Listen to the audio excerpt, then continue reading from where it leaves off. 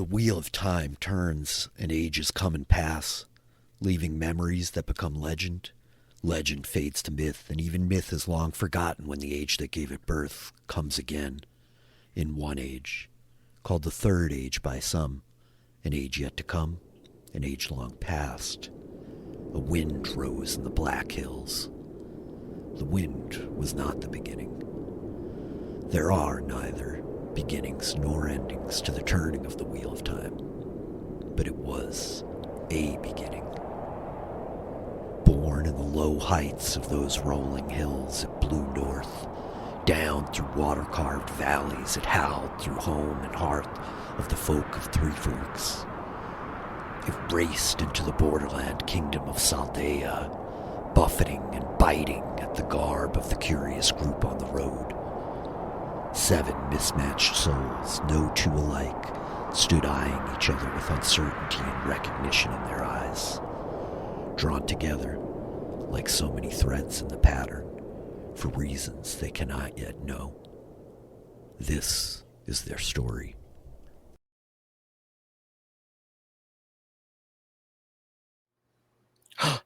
It's us. We're live on the internet. Usually I tell everybody, hey, we're about to go live on the internet, but this time I didn't, which was very rude of me. I just put us live on the internet. How dare you? I know. How dare I? Welcome back, my friends. We are a little late. What else is new? Oh my gosh. Thank you guys for the subs. Thank you, Todd. Thank you, Will. Thank you, friends, for showing up and saying sweet things about me saying words. Very flattering. I'll take it every time. Yeah. Welcome back. How are you guys all doing? Good. Good. Happy to be back. Yeah. Pretty great. Yeah, I'm very excited to be back. I've been like frantically dealing with tech issues. What else is new right before a stream? And so we've been like sitting here chatting a little bit, but it's JordanCon weekend. It's like a big Wheel of Time nerd out weekend. So it's like a fun, it's an appropriate weekend for us to play. Feels good. Yeah, it's awesome. What else is like going on with everybody? What have you guys been up to? Anything like exciting or eventful? I know like we were talking about movies. Tom went to like a big doubleheader yesterday, right? Yeah, I saw everything everywhere all at once and the unbearable weight of massive talent, which was quite the combo. I'm hearing everything everywhere all at once like breaks movies. I'm seeing people like just stop. That's it. It's that good. Is it that good? It is amazing. It was very good and wild, and I'm still processing. I went right from that into Nick Cage, and so I didn't have time to fully process that. They have to process Nick Cage, and that's a whole other thing. Yeah. First of all, thank you, anonymous gifter. This is very cool of you. We have like hype train. It's happening. So thank you for that. That's very cool. Also, way to watch the stream from a hammock, Jess. I wish I were running this game from a hammock right now. Hammock is a good place to be. Yeah, I went and saw The Northman yesterday, Tom, and it was very good. I really liked it. I think I'm going to podcast about it with Grace later this week, so I probably won't say much more. But I'm like dying to go see Everything Everywhere All at Once because people are saying like it's that good. Yeah, me too.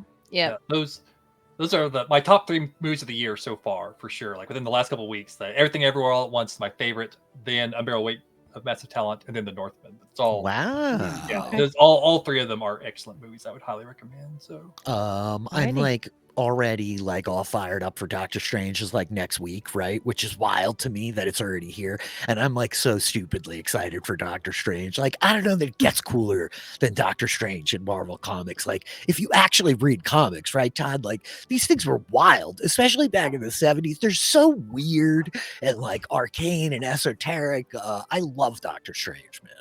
Yeah, I think my biggest complaint with the first Doctor Strange movie is it didn't go weird enough, and I think this is going to course correct that with Sam Raimi directing everything. Yeah, I have high hopes for the new Doctor Strange film. Yeah, I think we're going to overcompensate into weird territory to make up for the first one, which is very funny, especially talking to you, Todd, who plays character named Weird, for anybody out there keeping track. Yeah.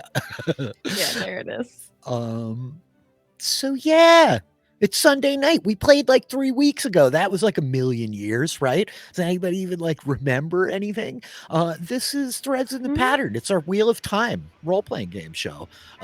And I am like psyched to be back with you all to play some Wheel of Time. It's built on the back of 3rd edition Dungeons and Dragons for anybody who's just like popping in. It's a very interesting game. It is very rules heavy. It's like quite the opposite of like the narrative driven indie tabletop role-playing games that you see like out and about all over the place now. 3rd edition D&D is like a very robust system. If there is a question, there is a rule for it. It's very specific. It will be somewhere. It's in a very tough book to parse through because it's not maybe edited the best, but we're going to try to figure it all out together amidst our Wheel of Time journey while we tell our own little story here. Yeah, I don't know. Do you guys have any like thoughts or questions, like mechanically oriented? Any kind of like homework, bookkeeping stuff we ought go over? Don't think so. I finished the Shadow Rising last time. That's very exciting. And, I would have kept reading Wheel of Time, but these people kept telling me to read Sanderson, so I started Way of Kings, and I'm like 450 pages into it. They got you all over the place, David. I'm over here doing a Mistborn book club. We're playing in a Wheel of Time role-playing game, and you're out there all on your own in Sanderson territory reading Way of Kings. What are you guys doing here? I'm pointing at you, Tom and Taylor. I know. Philly, it's the Paladin book. It's a book It really is. Main character's name is cannot. Paladin. There's literally a paladin whose initials are DK. Mm-hmm. And, yeah.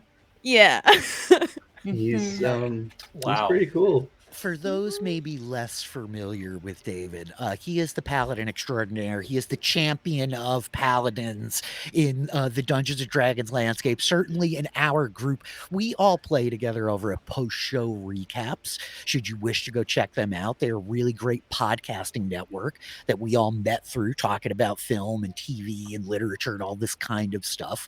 Patreon.com/post-show recaps. You could go over there. You could sign up at the $10 a month level. You could join all of us in the post-show recaps Discord where we all play D&D together. And David plays the Paladin of Paladins, Davrin Kane. So the initials DK, very relevant, very caring.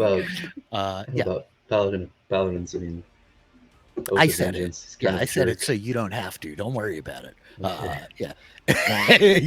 He's the consummate paladin. I'm excited that you're reading it. I'm going to get there sooner than later, and you'll have a head start on me, so that's awesome. But congratulations on the Shadow Rising. We have another book finisher in here this week, as Prez has finished A Memory of Light, the final book in the Wheel of Time series. The journey is finally over. I have been reading this series since 2004. I've reread the first 6 books 4 times now. And I'm finally here. I finally know what happens. And I can't even talk about it because I can't spoil for at least a couple people on this call. That's right. Sorry. We are all over the place. Not all of us have finished the series. Many of us have, but a handful of us are still working our way through, which Godspeed to you. I commend you for willing to like throw your hat into this endeavor, having not finished yet. You've read plenty and you're still reading. And so I'm kind of jealous of you that you get to read the end for the first time. How sick was it, Prez? Did I overhype? Did I oversell it? No, you didn't overhype. It blew my ever loving mind. It was absolutely insane. I think I'm gonna have a hard time finding any other fantasy that could equal this. Like this has blown past Lord of the Rings or anything like that for me. So we'll see what now. Sanderson's got up his sleeve. But we'll past see. Lord of the Rings. That's I don't know, man. I mean, Apples I love it. and oranges. Yeah. The great Stephen Fishback says ranking things is arbitrary and reductive, so we don't need to get like too comparative. I love the Lord of the Rings. Wheel of Time definitely like set a new bar for me in certain ways, just the way like it does certain things, right? Like we're talking about Mistborn, and Kate and I were talking a lot this weekend. I did a Mistborn book club for anybody who wants to go check it out. We just finished the first book in the series, The Final Empire, and talking to the co-host there, we like went back and forth about the stuff that she loves about that over the Wheel of Time. You know, you don't have to like love it all equally. It's okay that certain things like land better with certain people. And the Wheel of Time is like an epic in the way that like the Lord of the Rings is not. The Lord of the Rings is like formative and foundational and fundamental to like everything that we are doing here tonight, right? Role-playing games in general, fantasy as a genre, certainly inspirational to Robert Jordan and everything that he wrote. Not as much so to Sanderson, very interestingly, but yeah, it's okay to like love the Wheel of Time. Yeah. I will have a hard time coming up on other fantasy and like measuring it on its own merits without comparing it to the Wheel of Time. Yeah. I'm already like in that headspace of like I got to step back a little bit. I can't wait until you read Stormlight, because you're gonna see so many like parallels and like interesting things that Sanderson like took from it, and like, and me kind of reading Jordan after the fact is interesting because I'm hearing like things that are similar that I now have to like backtrack and realize that like, yeah, it's great. You're gonna love it. It's wild. I'm seeing in the chat, Narfi Ref, who I'm going to get that name right. You just finished in December and like had been through it for years. Yeah, it's wild. I mean, to me, Memory of Light, like part of the reason that I hype the series as much as I do and that I'm as affectionate for it as I am is how well it ends. Like I just recently read the Dark Tower series, and I've read like a lot of big sprawling fantasy, and ending things is tough, and ending things that like get bigger and bigger and bigger and like grow exponentially as you're writing them, that's really tough. So I just was so impressed with the way like Sanderson landed the thing, you know. You know, Rich, you mentioned the Dark Tower. I just have to say real quick. Is this a shot at A Song of Ice and Fire? No, not yet. I have a theory with the Dark Tower that Stephen King has an actual ending that's going to be published after he passes away. Oh, amazing. It's just a secret theory of mine. I'm going to say, like, straight up, I love the Dark Tower. Like, I really do. And no spoilers here. I think, you know, the Dark Tower is Stephen King's magnum opus for anybody who's not checking out. And Stephen King is a woefully underrated author. You know, he's one of, like, the great American authors. I mean, come on. The guy wrote, like, The Shawshank Redemption. Like, you know, there's, like, so many stories that we don't attribute to Stephen King that we should, as he gets, like, lumped into, like, the horror guy, you know? Yeah, I would love it if there were, like, another secret ending. But yeah, King gets beat up a lot for like his endings, and they're not all magnificent, you know. So yeah. Right. Yeah, I love Stephen King as one of my favorite authors, but yeah, he struggles with endings. I will say, like the final line of Dark Tower, like I thought he nailed it, but there's a little struggle along the way. It's not the that he didn't nail it. We'll talk more about that later. We will. This feels like another inevitable book plug. I say to this, to Wheel of Time fans out there who have not read The Dark Tower, there's a lot of shared DNA. There's like some very cool stuff happening in The Dark Tower that you don't expect to be a part of it, that really harkens to like some of the great mythology that's like just baked into the DNA of Wheel of Time. I think that's fair. Noted. It's just really funny that you brought up the Dark Tower, because I'm wearing my Dark Tower t-shirt right now. Oh, actually, that's awesome. I never could have guessed. Well, you can't see all of it. But yeah, yeah, that's very cool. It's the Dark Tower. Hell yeah, the Dark Tower rises. Yeah, so anyway, for anybody who's curious about more of Prez's takes, of which he will have many, we're recording a book club podcast later this week. Again, the aforementioned post-show recaps. Josh Wigler and I covered the Wheel of Time series this year. I did an accompanying book club podcast with many of the folks who are here on this show today. Prez, myself, and our friend, the great Alex Sedai, will be getting together this week to like talk about the wrapping of Memory of Light and get your takes on the whole series. And man, like, I'm very excited. I can't wait. Yeah.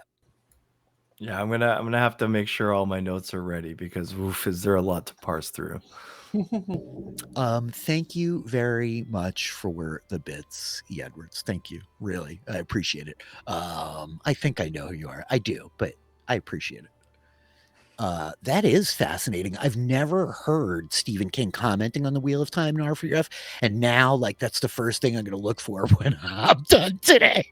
Like, I very much want to hear that discussion. Me too. Nonetheless, I digress. We got together to play roleplay games, not just talk about books, though clearly that can, like, eat up my time.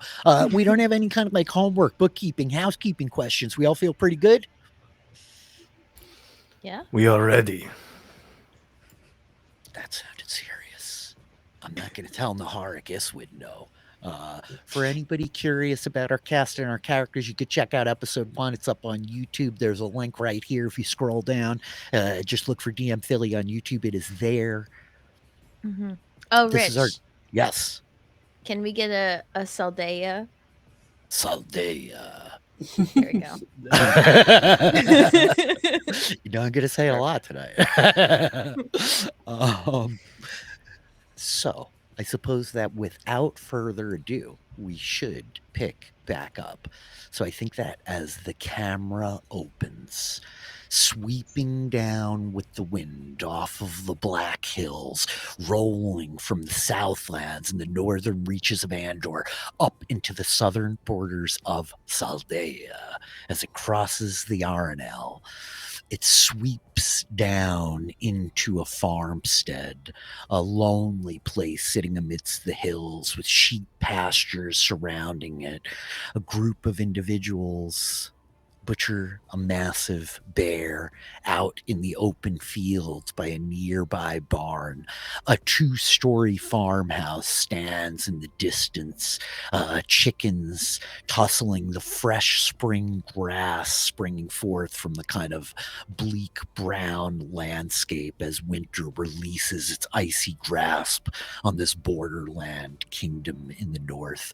And I think as the camera sweeps over this site, dropping down in, we see the familiar faces of some of our travelers who were left to the task of butchering the bear that the group of you fought off when you arrived at this farmstead when last we left our heroes.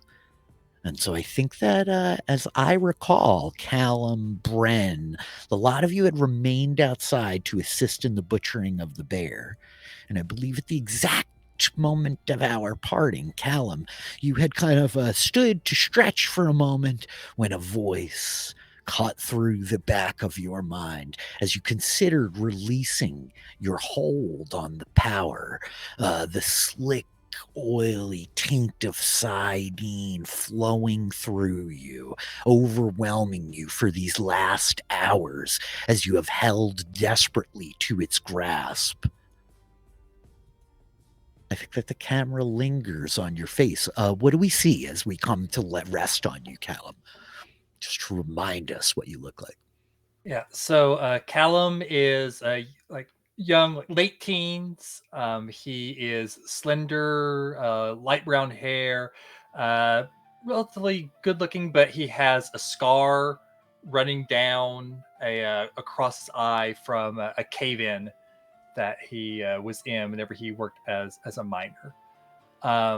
And yeah, he's been holding on to the power for quite a while now. Basically, ever since they encountered the bandits, and he wound up immolating a few riders and their horses with much more powerful fireball than he was expecting to create. And he's held on to it. Every time he's been on the verge of releasing it, something else has spooked him, and Callum is driven by fear. And he was about to release it earlier whenever Drayson mentioned that the figure they might have seen before may have been a Myrdal. And that got him to grasp it hard yet again. And then he hears a voice in his head. And the voice says, I think, a cutting tone like, don't let go. They'll leave you again. They'll leave you under the tumult of rock and stone. They'll leave you in the cave, Callum. You can't let go. And Callum's gonna like look around, spin around, see if there's anyone behind him, see if anyone look at his companions to see if he can figure out who's saying this. And so this is the first time Callum has heard the voice. Callum has not been using the power for as long as his companion has, but this is the longest he's ever held the power in like consecutively. And this is the first time that the voice has ever come to him. And he's heard stories of madness, but I don't know if that is immediately where his mind goes. But immediately it's like, who's come up with me? But then he doesn't see anybody. And so I think as we see you like whirl, turning behind, right, and then looking back to your companions, I think the camera follows your gaze to your comrades. Bren, having known Callum the longest, as you kind of like raise yourself up off of a knee, you were working with Drayson, I believe. The three of you were out here butchering the bear. And I think you turn and you see your friend like darting about, looking as though like he heard something, this clear like tension in his face, anxiety in his eyes as his head is like kind of snapping around.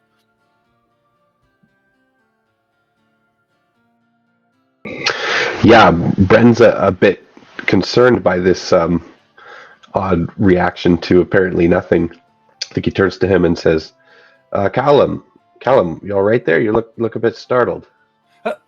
What? No, I thought I heard something.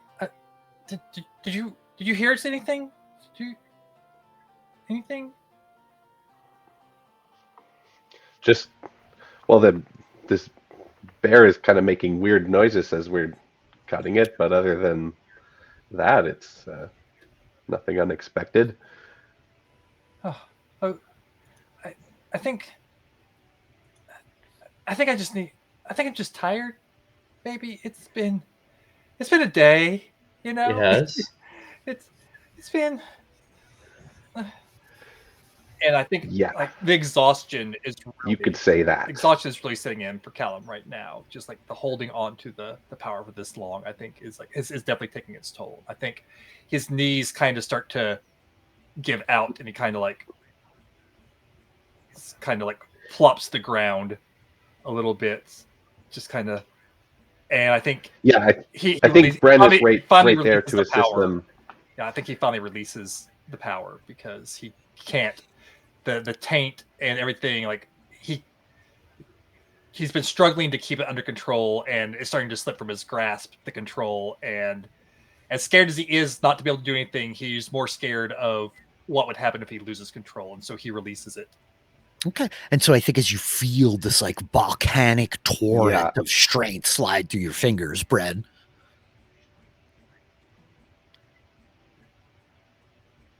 Go for it, Eric. Yep.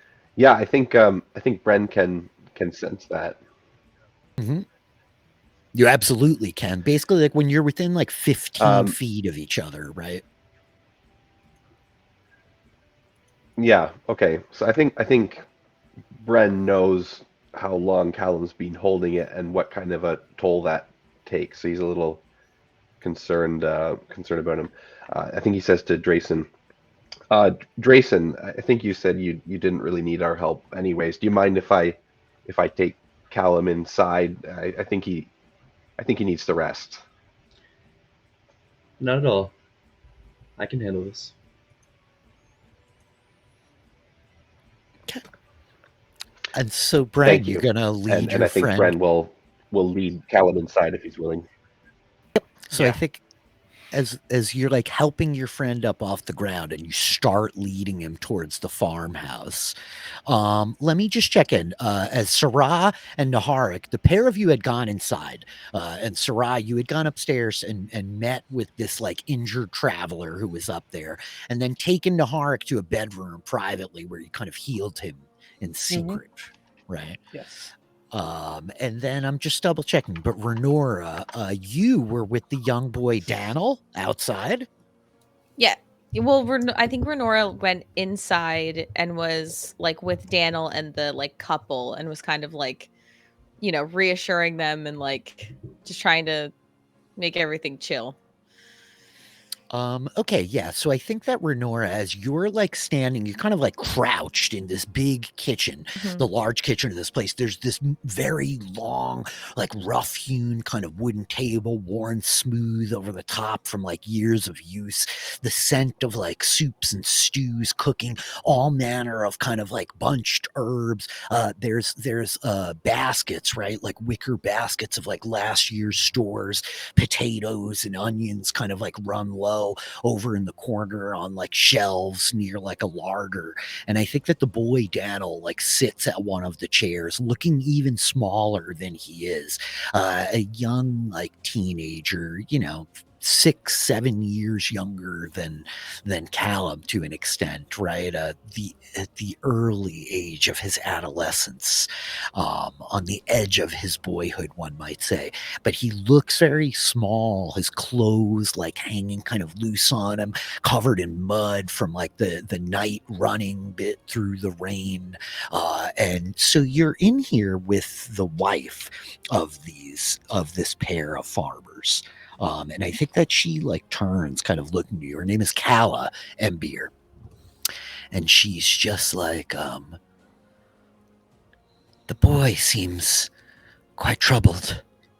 I've seen him from time to time out this way. We have plenty of doings in the village, but is he quite well? We're taking him somewhere safe. Hopefully. We encountered him in the village and he seems to have lost his parents, and we're hoping to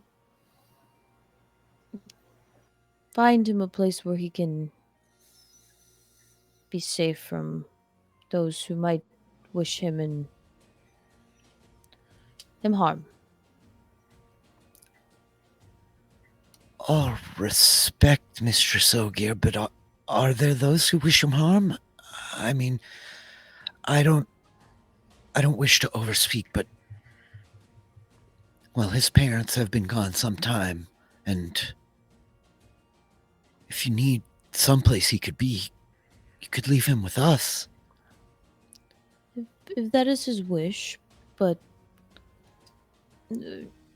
he was winning a few too many card games. And I think it's at this point that the boy, Daniel, like turns looking up from the table and he's like, I'm not what they said I am. I don't know what they're talking about. You learn to get good when you have to. I'm just Daniel, better than they are. We believe you. Don't worry. I apologize, Daniel. Don't mean to talk about you as if you're not here. We're just worried about you. I think it's at this point that like the front door opens, and we see Bren and Callum kind of like illuminating it. The light from outside is like the sun is beginning to sink on the horizon, right? And we just hear the boy like, I'm not one of those sick channelers. I'm not like that. They can do whatever they want to my house or my door, and they can run me from the village, but there's no need to get hasty. Just relax. Everything's all right. It's just, I know. it's a horrible thing to say. Horrible.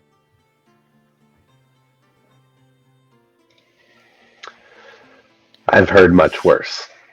He just turns and looks at you, and I think that the woman Calla, her skin like dark from years, kind of like working in the sun, older in her early like 60s, very likely. This kind of like steel gray hair, tied up. She looks strong and hale for a woman of her age, fierce, right? There's like a strength in her eyes of a Saldaean woman, and as she turns, kind of like taking the pair of you in, she's like, Oh, you two are just a terrible mess. Without the boys, it's hard to move water up, but we do have a tub out back if you'd like a bath.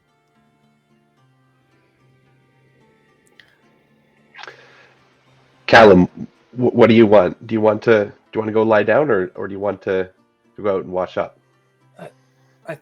I think a bath might do me some good. I think. You okay, Callum? Is everything all right? I'm just worn out from everything. It's been a really long day for us, even before we ran into you. Yeah. Okay, of course. You relax. I'll help fetch some hot water for you. Have a seat here, boy. Have a seat.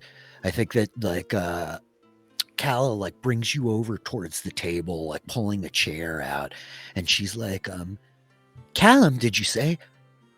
Your name? Yeah. Callum Hearn. It's a pleasure to meet you.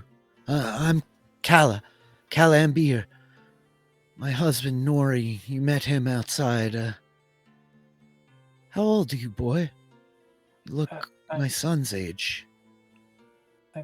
I'm 17.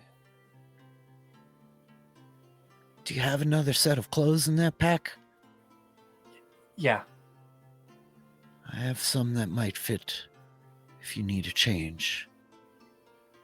Let me fetch you something to eat. You look all skin and bones. Thank you. I think she turns to you, Bren, and gestures out towards one of the windows. She's like, the well's right there. There's some buckets around the corner if you want to try to start moving some water. Old Nori, he's not the man that he was when I met him, that's for certain, and it's hard without the boys. Is Nori your husband's name? Yes, of course. I apologize. And I think you see the husband out in the yard, making his way over towards kind of where Drayson is, packing the bear away. And she's like, the farm's been in his family's for generations. We had a good life here. It's been a long time since I've had this many people in my home. I don't have beds for you all, but you're all welcome to stay. I could certainly put a roof over your heads. We really appreciate that. Don't worry about it. We'll take care of ourselves. I'll get the water. Don't trouble yourself. Your hospitality is more than enough. Yes, thank you. Yeah. So let me just check in with you, Drayson. As you're done butchering up the bear, I think you're working on the last of it. The piece is kind of cutting up, the hide having been removed. And I think you hear the footsteps as the husband, the old man Nori, is approaching you. And he's like, I still can't believe it. I haven't seen a beast this big come down off the hills for the sheep in 10 years or better. Strange days. Do you think it is possible that something drove it from its natural place? I think he turns, looking up past the farm towards the hills a bit, and he says, what could drive a bear from a cave but men, huh? Well, men are something worse. Aye. As far south as we are, we still see something worse from time to time. My boys used to talk of going to Maradon, joining with Tenobia's soldiers to fight the Trollocs. They used to laugh and joke about a raid coming down, a raiding party, that they could make their names, slay some great beasts. I slapped my son fierce enough to leave a welt on his face for 6 days. I felt terrible to do it, but they're no joking matter, are they?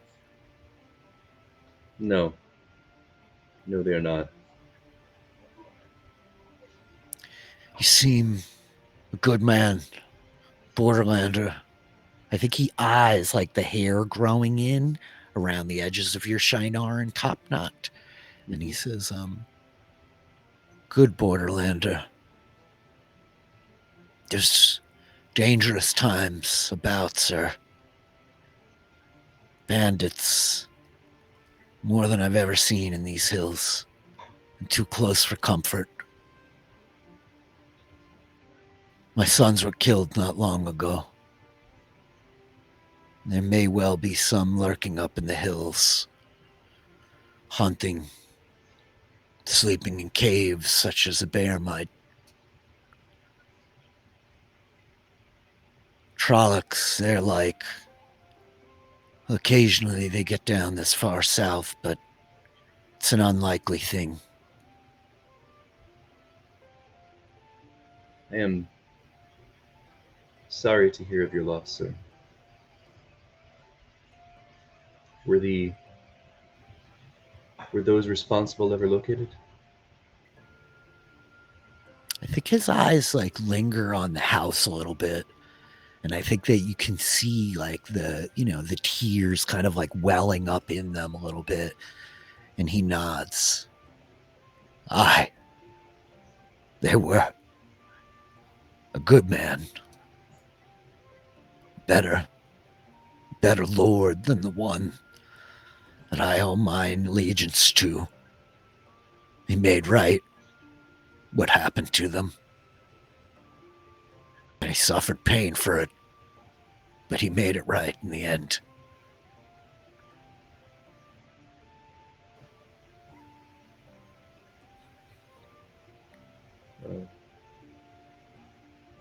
I know that it does not help much, but there is some solace in that, I hope. Some. I can't imagine what might have driven this beast down.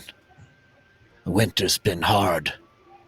Might just have been hunger, I suppose. Trollocs, perchance. But if I were to put money on it, good sir, I'd bet bandits in the hills. Let me help with this. And I think he starts to try to help you start moving the meat. Yep. Oh no. We have troubled you enough just by being here. I can handle this, good sir. Troubled me. My boys would have tried. They would have peppered it with arrows till it ran, probably, but you saved my herd. I don't have much left after they're gone, sir. But it's no trouble. And so I think, he kind of fills his arms up I'm not sure how your journey takes you or where, but I presume that you might need some for the road. We could put it to smoke if you wish. Have a barrel of salt as well in the barn. That would be excellent. Thank you, sir. And so he starts just kind of busying himself to help you. I don't know if there's anything else you want to ask him or talk to him about, but he shows you essentially off the side of the barn. There's a couple of big barrels filled with salt and a smokehouse, right? A smoke shack, Yep. That's awesome. And so I think that with that, the camera cuts back inside to Sarah and Naharik, where we left the pair of you, I believe, sitting privately still in the bedroom after the healing. Is that right? That is correct. Yes. Okay. Yeah. So as the camera kind of zooms away from Drayson and Dory while they move towards the bar, or the barn rather, and up towards this old weather-worn farmhouse. It's built sturdy. The shingles hang strong on the roof. The aged last year's ivy hanging on trellis on the outside. You can see the furrowed rows of the vegetable gardens in the back, earth waiting to be turned over again as the spring comes further on. The camera lingers in front of the window over the sight of Sarah and Naharik. I don't know if you two want to describe yourselves. I'm sorry I didn't tell everybody to do that. Sarah is somewhat of a shorter woman. Yes, she is just a little over 5 feet tall and a little bit stouter. She's got gray eyes, dark brown hair. She's in her 30s, but she would appear younger. But she does not yet have the ageless face of an Aes Sedai because she has only been an Aes Sedai for a couple of years now. Mm-hmm. And Naharkiswid is probably the opposite of that. At 6'6", he's got bronze skin and piercing green emerald eyes. He's well built, and he wears a lot of brown with maybe a little bit of green to, blend into the backgrounds when he's out in the wilderness. He's about 35. He has a shaved head and a long red beard. Love it. And notably carries a very exotic weapon of this seemingly woven wood that has bound itself around like the kind of like short-hafted, long-bladed spear projecting out of the end of it. Your Ashandara, like tucked close beside. So yeah, the pair of you, like your wounds having been healed, you feel this chill flow through your body, Naharik, this ravenous kind of hunger filling you up. And so yeah, there's the pair of you are here for a moment. Yep. Naharik, I'm glad we had this moment apart. There have been a couple of matters I wish to speak to you. Since leaving the tower with my sisters, I've been unsure exactly of who I could trust. But I feel I could trust you. Am I misplacing my trust?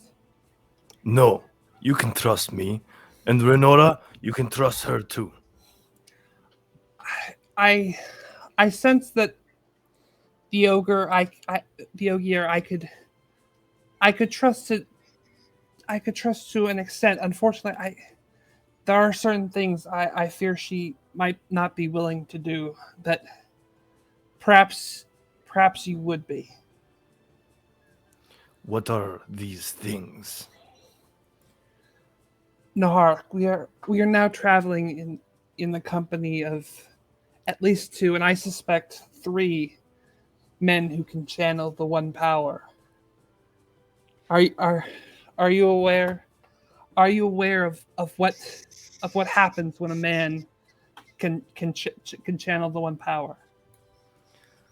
I know how bad it can be. I mean, I noticed it earlier. I was wondering when you were going to bring it up, so I'm glad you finally brought it up.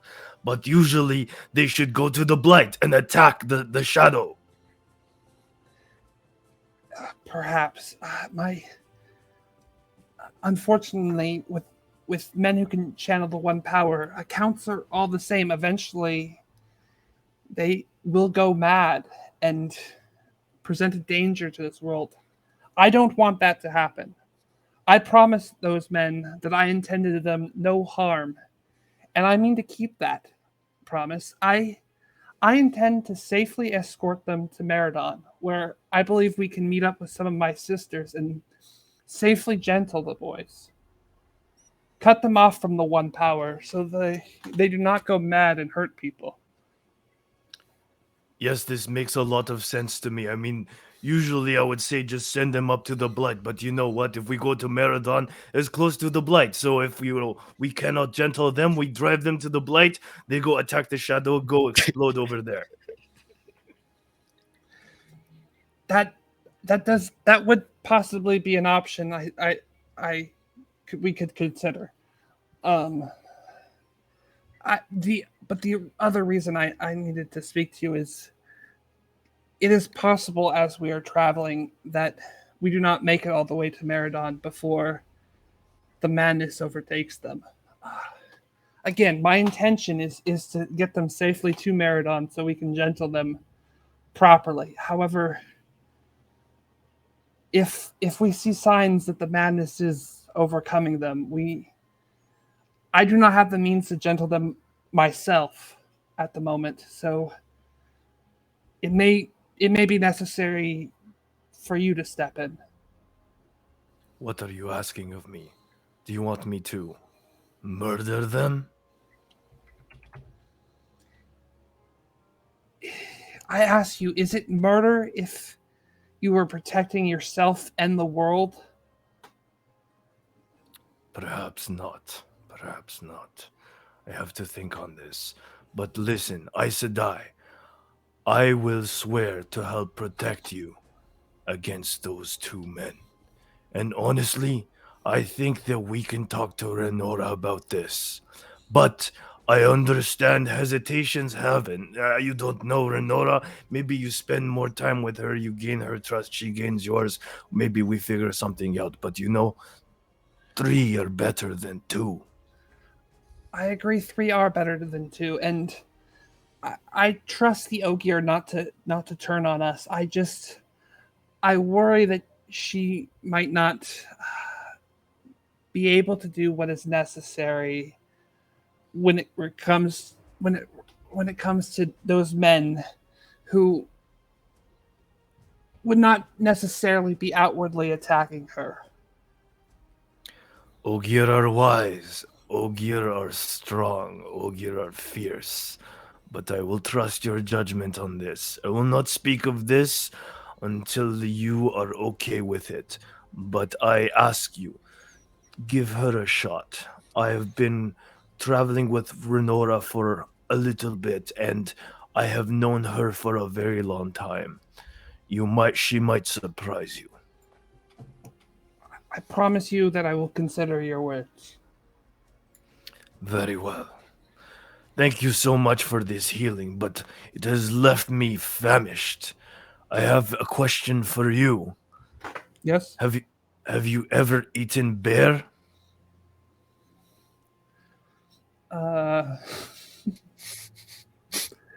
Yes, I have actually.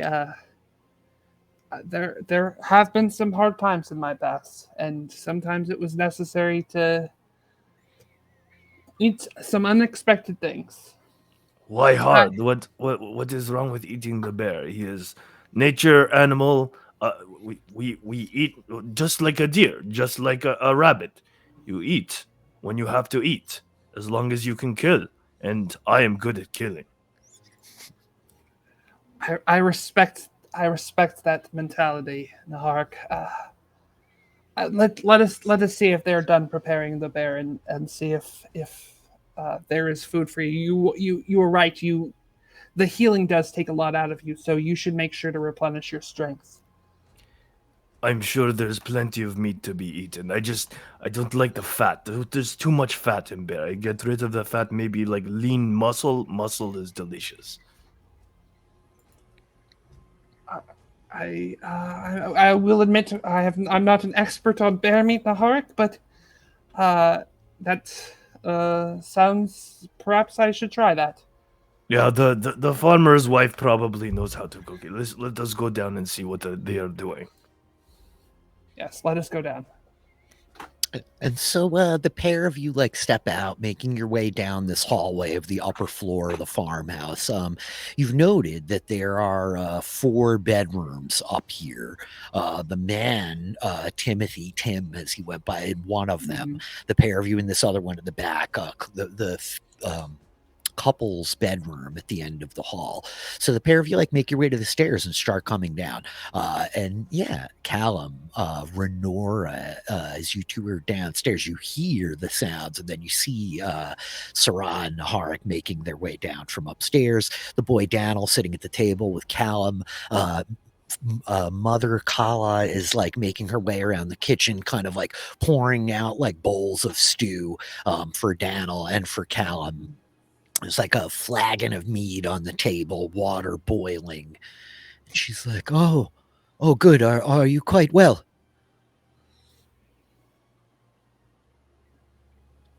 That injury looks well treated there. Are you hungry? Is there anything you need? Your friend is outside fetching water for a bath. We should eat the bear. Why have we not prepared the bear meat? Oh, my husband is outside with one of your associates there, just moving it. Certainly, It cooks delicious. I've not had any of you in years. It's quite like pork. Should bring the tenderloins. I don't often see much pork, but I like a beef, like a little bit red in the middle. Delicious. Just a touch of blood. I think that she's... Of course, yes, of course. A big man such as yourself, most Saldaean men like very rare meat. Your associate outside with my husband. Go tell Nori to fetch the loins. I will then go fetch the loins. I will be back. I want to give Eric inspiration for that in the chat. The bare necessities really got me. This is a 20. So I think that is let's just like double check here. As Drayson, you're kind of like you're moving the meat with old farmer Nori. Naharik, are you gonna go outside and like get some of the bear meat? Yep. Bren is moving water. I don't know if there's anything else you all want to do here. It's like a couple of different things are happening. Like they're bringing food. Bren's like bringing water to like this large bathtub that's set just out behind the house over this kind of overhanging porch. I think Drayson might be a little surprised that Naharik is completely healed, because he was pretty messed up. He went in the house. Yeah, I mean, his clothes are over it, right? So, like, I'd imagine that there's probably like bloodied clothes concealing most of the injury, but he's moving pretty spry. Yeah. Hey, look. Yep. Would he say this to Naharik? You seem much better than when I saw you go in the house. Oh yes, I mean it still hurts, but I heal very fast. Fair enough. That's a useful talent for a warrior. I guess I'm just lucky. Was not as bad as I thought. It was just bleeding a lot, so bandages and everything is fine. Do you need help with the bear? Are you having trouble moving it? No. No, we've got it. The old man's like, he's like walking along this big bundle of meat. If you want to, if you can chop it up into smaller pieces, it's easier to move bodies like that. Body? Yeah. Interesting choice of words, my friend. I am talking about the bear. I do not kill people. What are you talking about?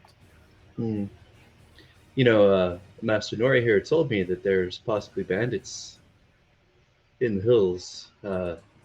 Likely we'll encounter them on the way. And what of these bandits? Are they going to try to attack us? It's always possible. Well, if I am defending myself, I will kill them. Fair enough.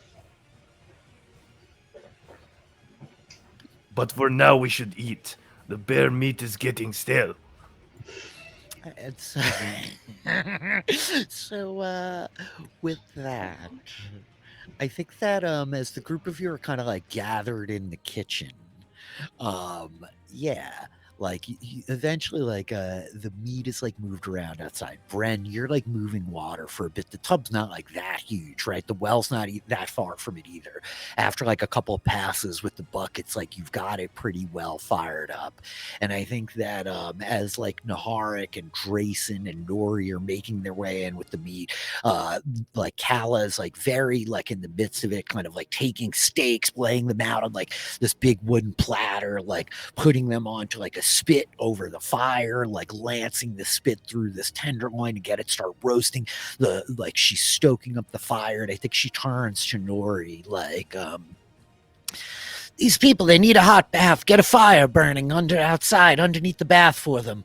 That nice boy has been moving water, but if you could situate the lot of them. And I think that she turns looking to you, Sarah, and she's like, Miss, do you think that you could help me for a moment just with something? Anna, you said?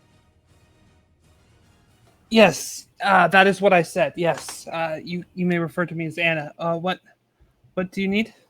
If you could just help me with my pantry over here for a moment. Of course. Just help. I'm an old woman carrying the baskets. It's so terrible on my back, and I think that she gets up and like gestures for you to follow. And you see her like walking down this hall, and you guys watch. I think as you see Sarah like kind of following her, and she opens this pantry door, leading you into like a large storeroom, shelves all about, stocked with all manner of like. There's kind of like fruit preserves, cans of like or jars of like pears, all manner of kind of food stored, these crocks up on like high shelves. You smell all of these like dried herbs amidst everything, these bunches of herbs like hanging off the ceiling. And as you enter the room with her, Sarah, I think that like she pauses, like turning and like closing the door, and she turns like looking at you like very sort of discerningly. And she's like, I don't mean to pry, miss. It's just, this is a very large and unusual group that you're traveling with. You don't appear to be any of their servants, nor their wives, nor are you a Saldaean woman, which I mean is no insult to you, but no, I am from the south. You are right. I'm not from Saldaea originally. When you say the south, do you mean perchance Tarvalon?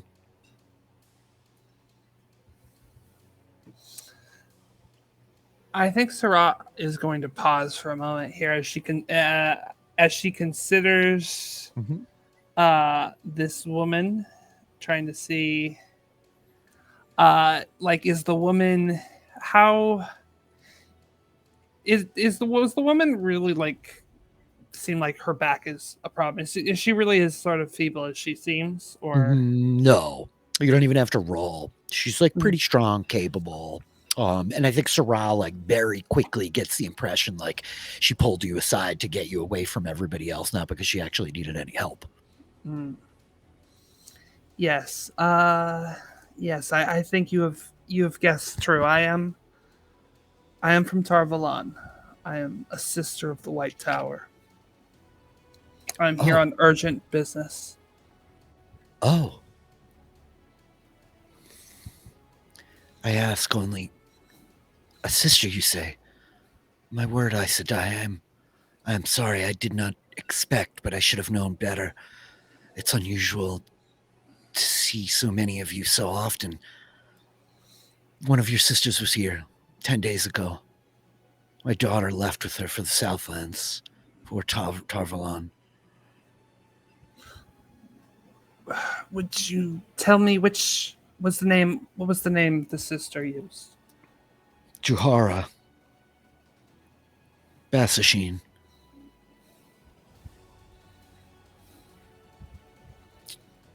She was part of a delegation coming this way, seeking girls who could channel. There were only a few of them, but we made the trip into Four Forks. I don't usually go to town too often, but since the boys, I have no desire to go back north to Aruzalon. So we went to the village to sell some of our stores after the winter and gather supplies, and we met with them there. Please don't misunderstand, Aes Sedai. I have the utmost respect, and I'm proud of my daughter, and I'm hopeful for her, but I'm afraid also, and I miss her. Your daughter is embracing a proud destiny. The White Tower can teach many great and wonderful things. You should be proud for your daughter. I think she says, I am. Believe me, I am. You had a look about your eyes of kindness, and I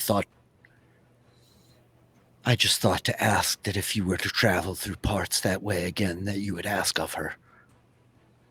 That's all. I did not expect that you two were an Aes Sedai. I'm sorry, sister.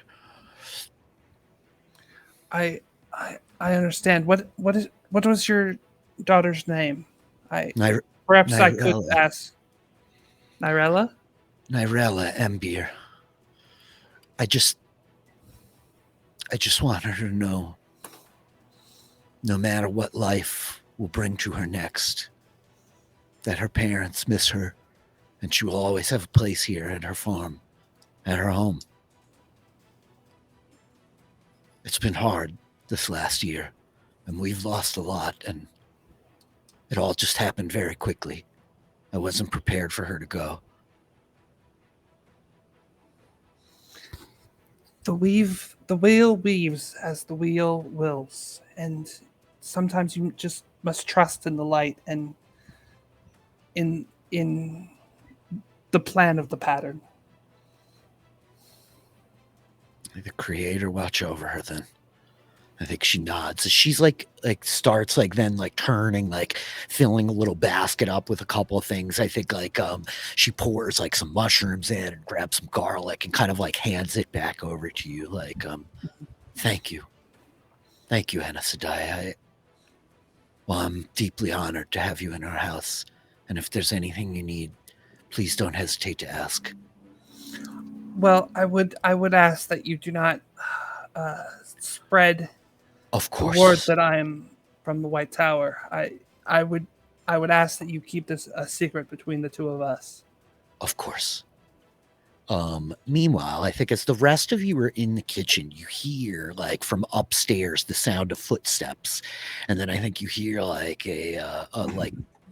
maybe a soft as footsteps start coming down the stairs, and stepping into the room here, into the kitchen, comes a tall man with this sharp, hawkish nose, this thick, lustrous black Saldaean hair, and a bit of a growth of a beard, not so ridiculous as mine, but a beard on his face, black, thick, lustrous, right, as he comes.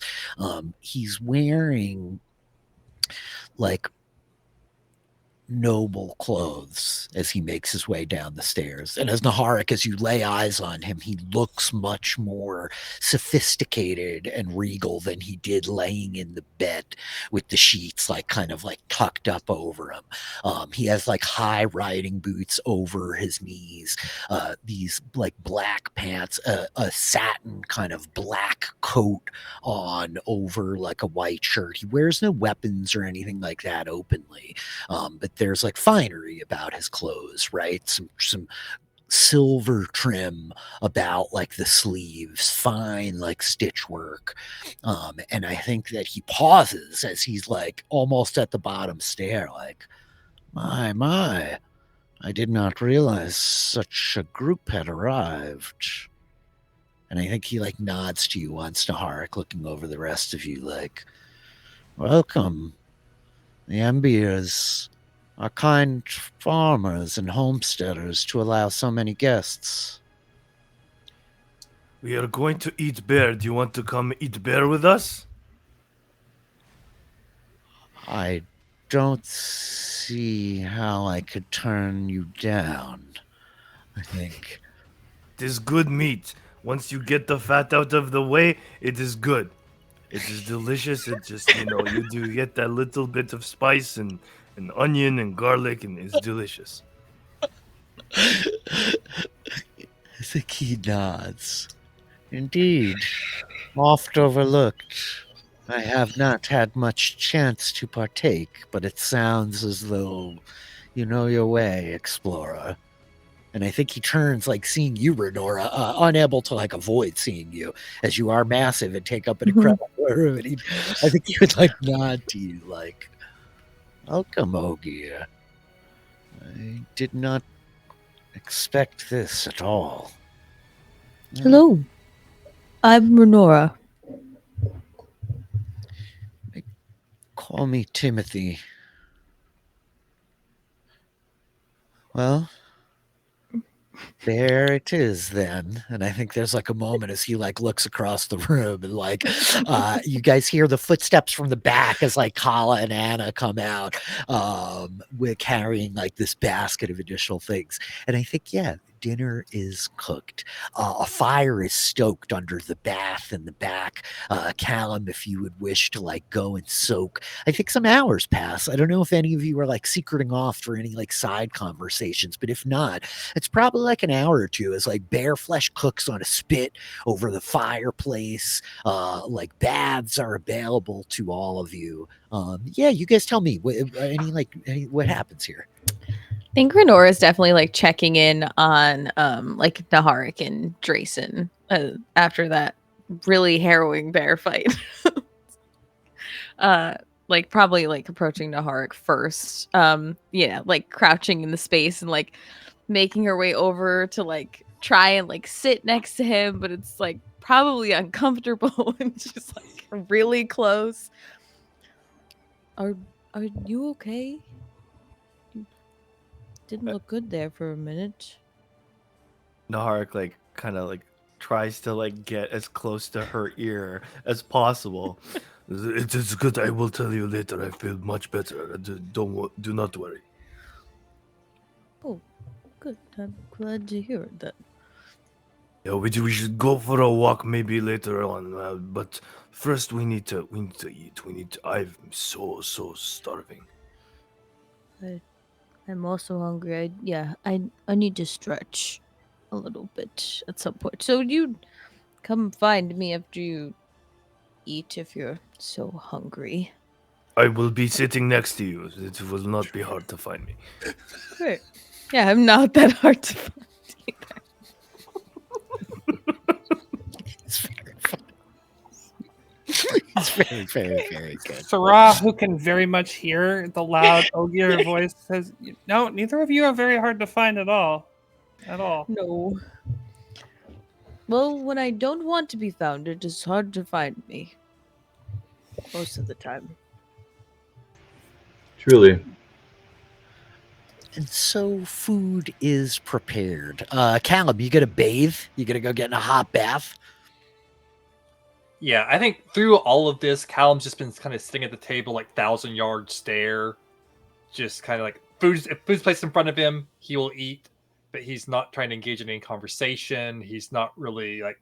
I think he barely even notices Timothy coming down at all. I think he's just in his own little world. And as soon as someone tells him like the water's ready, yeah, he's gonna go and he's gonna get in the tub and he's gonna start scrubbing and scrubbing and scrubbing, trying to get that feeling of that inkiness off of his hands, and it's not quite doing the job.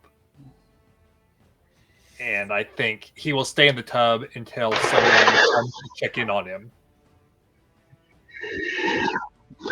I think Bren is probably going to head out when he has a moment and try to catch a private talk with Callum while he's away from the others. So I think Bren is going to remove himself from the group and come over and sit by him, not too close. And maybe I'll take a moment to reintroduce my character since I didn't do so earlier in this session. Bren is an Ibudari man, late 20s. Apart from clearly looking like not a local since he looks Ibudari, he's pretty unremarkable, not very notable in appearance, but as the rest of the group knows, he is a male channeler, a wilder who's discovered that talent and has kind of trained himself to use it somewhat in a controlled manner.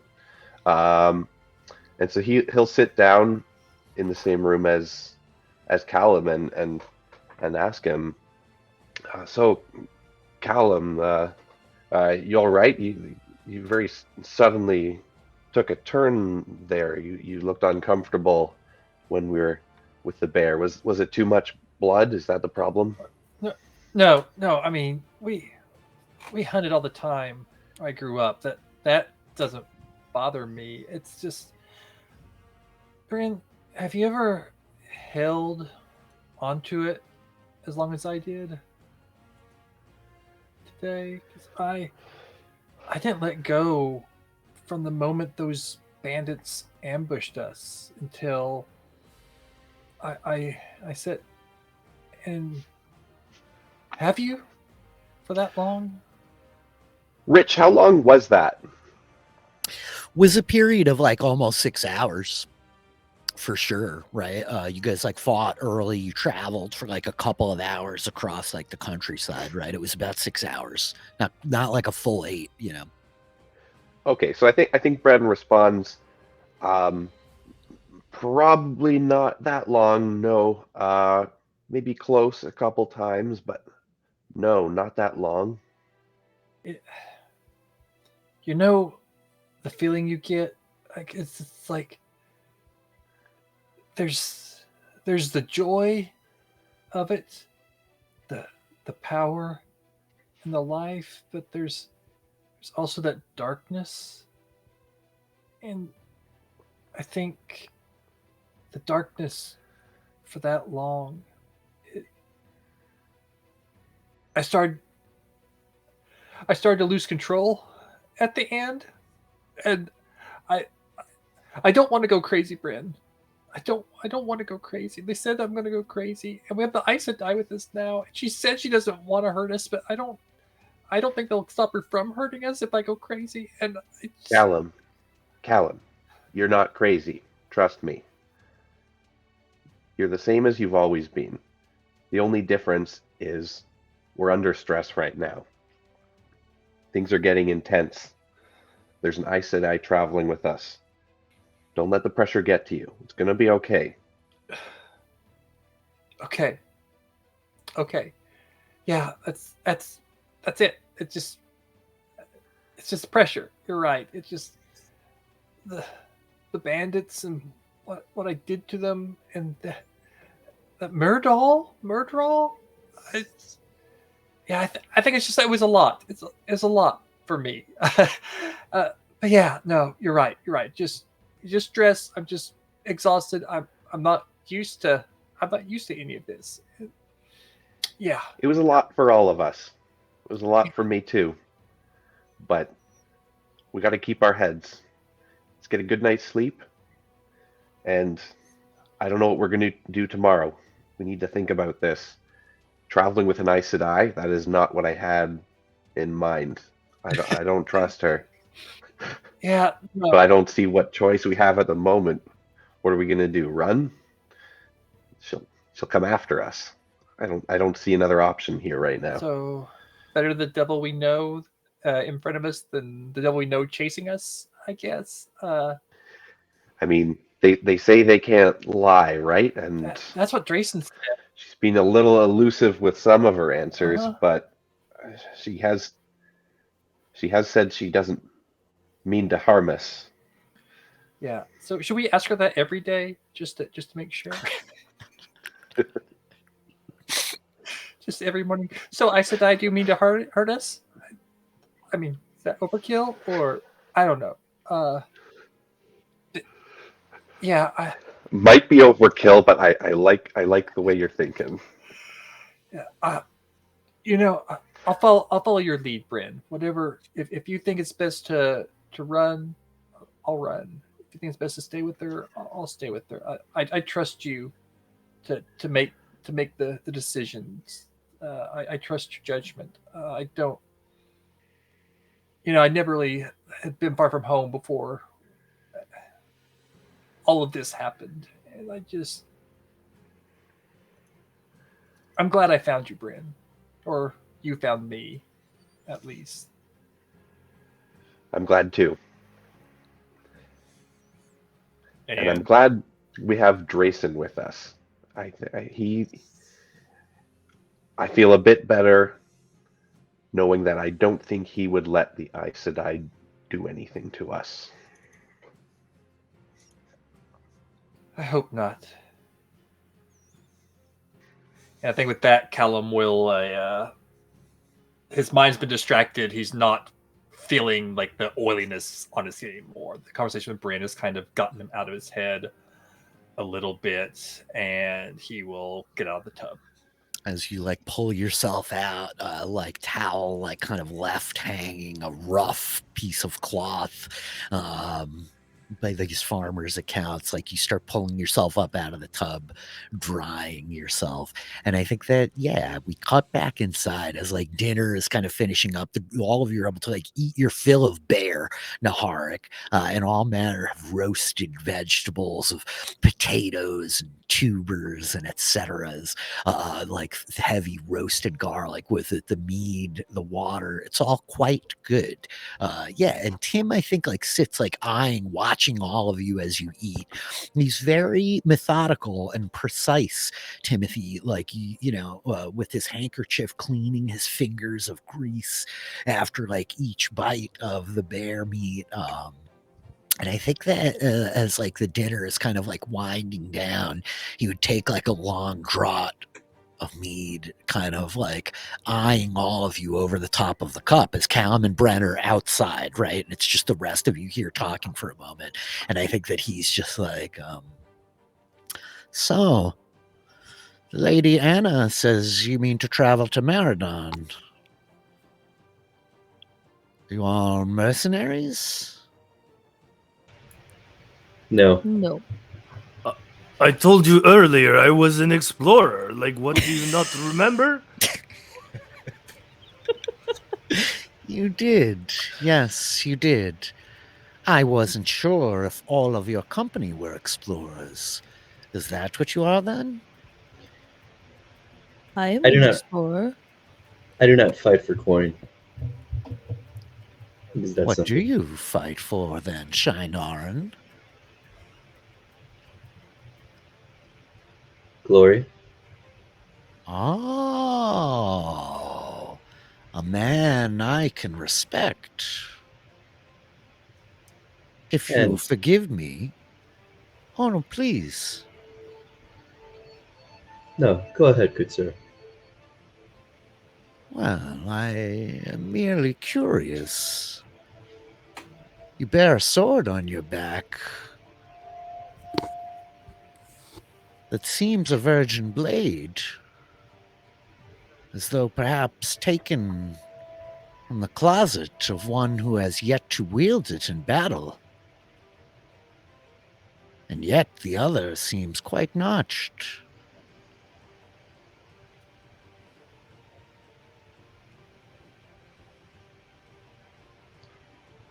I only need the one.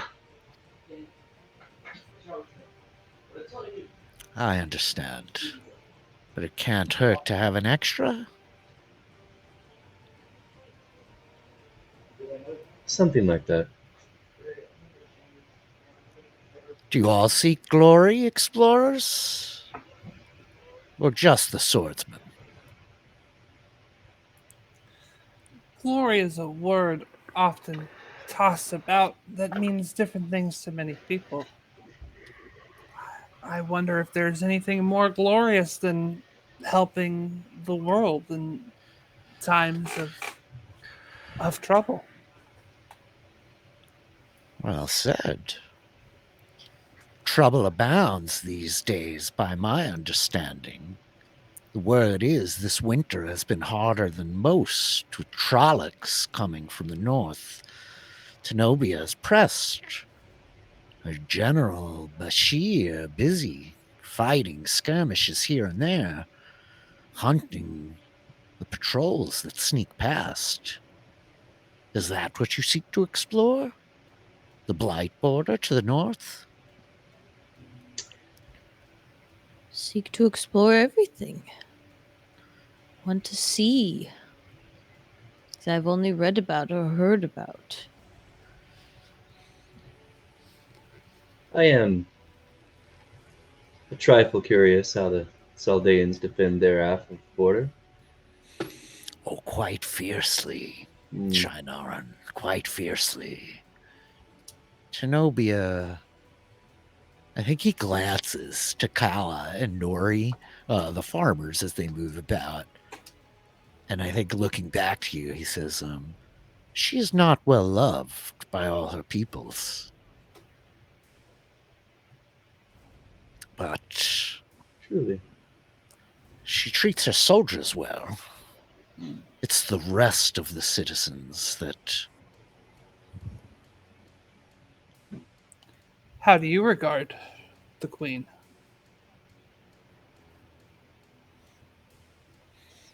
Good question. And I think it's at this point that you hear, like, from behind you, and the woman, Calla, speaks up, like, they say that she has said her husband must only be the grandest of poets and the greatest of blade masters, and that he need only compose a great epic while he slaughters an entire fistful of Trollocs, and sing it to her from the ramparts with the clarion voice of the mourning doves. Her expectations are delusion. She has placed lords in power that have no justice. When I sent to Lord Karaz at Aruzalon for the death of my sons, do you know what he sent me in return? 5 silver marks for my eldest, for he was of age to bear a sword, and 1 for my boy. So I know not what I think of the queen. But if she is willing to seat those like Karaz as her liege lords to govern the rest of us, then she has left much wanting.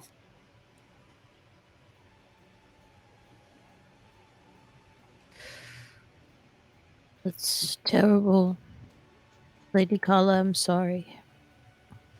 I think Nori's like, we can't blame the queen for Karaz's actions. Her eyes always are turned ever northwards. With Trollocs coming over the wall, what more could you expect? Yes, she's consumed by her military, but they are vital. Karaz is another matter, perhaps. And I think it's at this point that Timothy is like, have you ever been to Aruzalon? Any of you? To Saldaea at all before? No. No. Have you?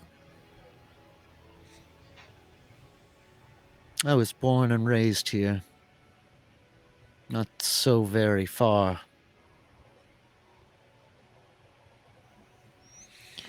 And are you an explorer, something else? Oh, yes. Ogier. I am an explorer of dangerous paths and unknown ways. But that, unfortunately, is not how I may spend my days. I make for Maradon by way of Aruzalon.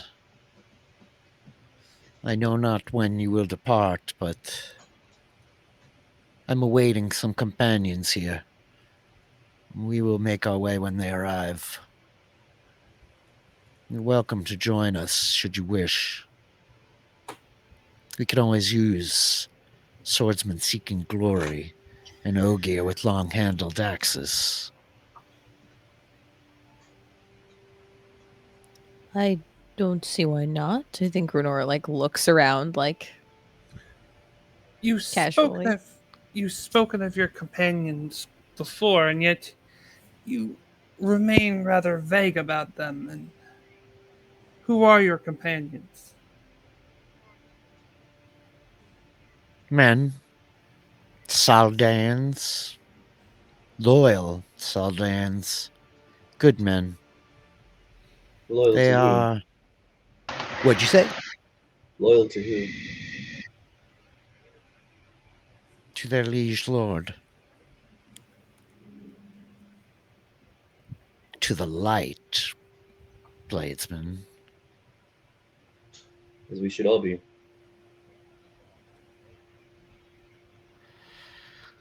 I had hoped that they would be here today. Perhaps they will not arrive at all. You can leave a note with the farmers, and then if they come, they read the note, they can come to Marathon. Well, that would be quite easily done if any of them could read, my friend. And I think that he like stands up the chair like like he reaches down, pulling like a pipe out of like the inner pocket of his breast coat, like walking over to the fireplace. I think he like taps it out, blowing some ash down. Like, I will take a short walk for a smoke. Your food, as always, Mistress Kala, exceptional. I thank you again for your generosity in these past days. Think on my words. I know not if you seek more to travel with, but certainly we are not above safety in numbers. I think, he makes his way out the front door.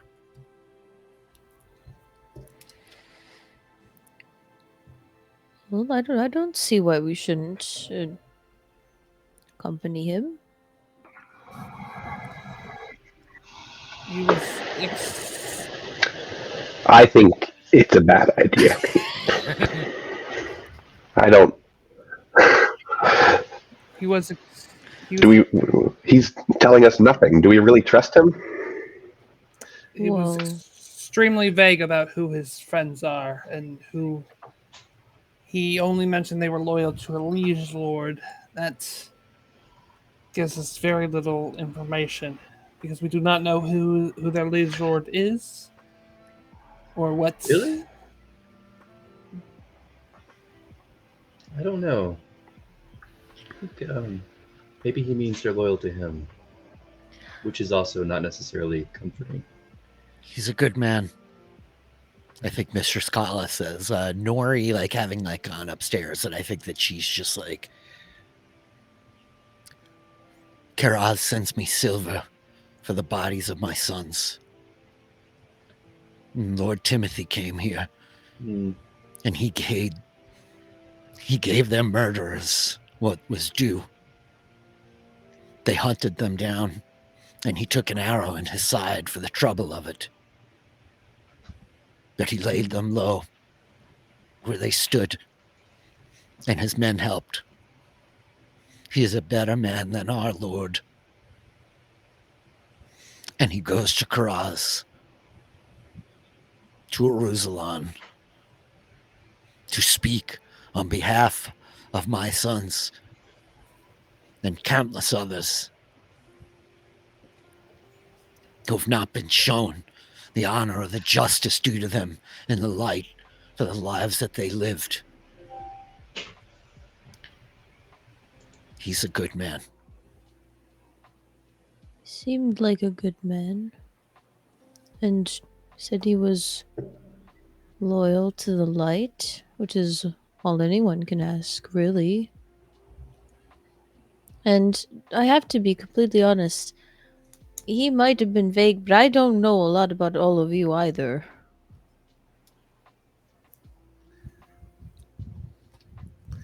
Yes, he did speak of serving the light, which that is definitely one thing in his favor.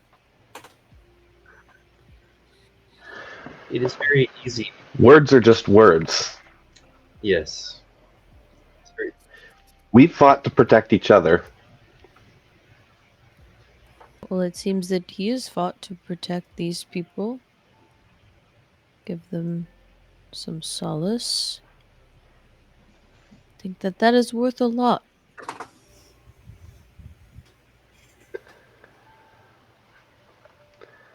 I don't think Bren has a response to that, but he just doesn't like the idea of traveling with another person who could find out his secret. I don't blame you. I think Mistress Kala is just like, the day grows. I am wearied. I must take my bed.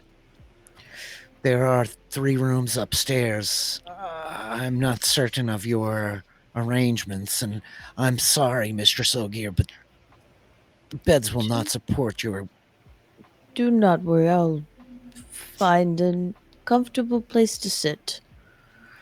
You are welcome to anywhere here in the living Don't space. trouble yourself, please. I'll be fine. I know I speak of dark things. Heavy weights still burden me. But it hardens me to have so many here at my table. It's been too long. Thank you for your kindness and stopping. Thank you for yours. And thank you for cooking. It's quite It was good. my pleasure. The meal was very fun. Yes, you did show me how well bear meat can taste. It's always a joy to... Rich, was the bear meat as good as Naharik hyped it up to be? Great question. Great question, Eric. Was it? Was it? Hey, it was pretty freaking good. It was actually pretty good. Amazing. It was quite tender. Really just melted in your mouth. Not too much garlic, just right. Excellent peppering. Also, Saldaea and ice peppers. Many of them. Could we take some of those with us when we leave? Absolutely, you can. Oh, that's glorious. The I love ice a good peppers go with it. ice pepper. I can't believe it took me this long to mention the ice peppers either. Like 5 hours into Threads of the Pattern before the ice peppers came up. And I think Sarah, even though she is from the south, is a fan of the ice peppers as well. I think she enjoys herself some ice peppers. I think it's like the post-dinner, like palate cleanser. There's like a bowl of ice peppers on the table, you know. Young Daniel, like, he's like, going away. So Mistress Kala, I think, like, giving you one last night, makes her way upstairs. Nori is like puttering around, kind of doing like the last of like the night stuff. The night has like set in fully, right? Timothy outside, like smoking his pipe, right? And I think that the kid Daniel like kind of like yawns, and yeah, Kala would have been like, "Come with me, boy," and like brings him up the stairs to like get him situated.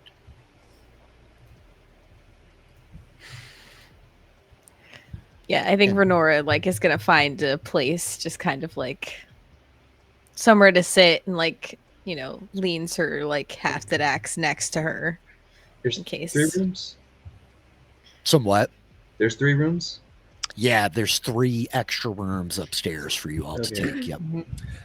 Sarah's gonna claim one of the rooms as Shocking. if there was even a question. There's no discussion. She just assumes that one of them is for her.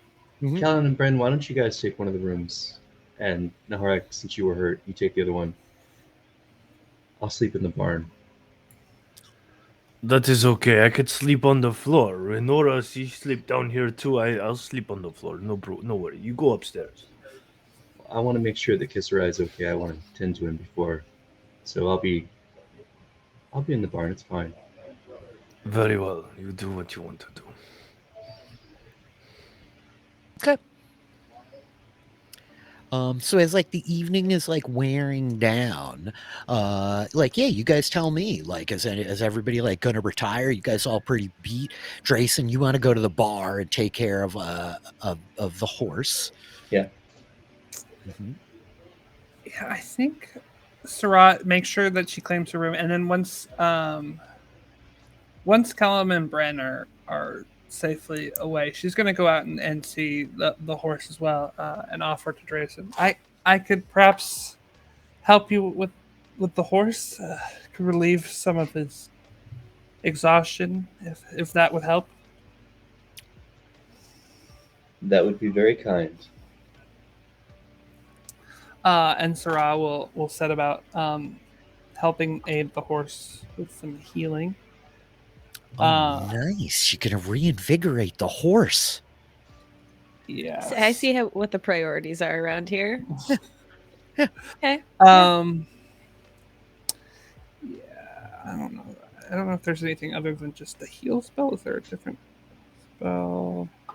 I don't think so. There's like renew, heal mind. That's definitely not it. Yep.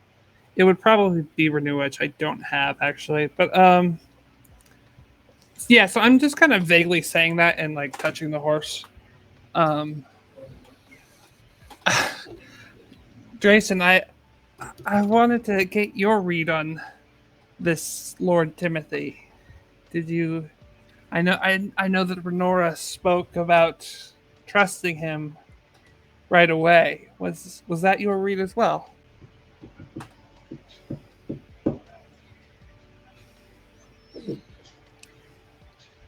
I am maybe slower to trust than the Lady Builder, but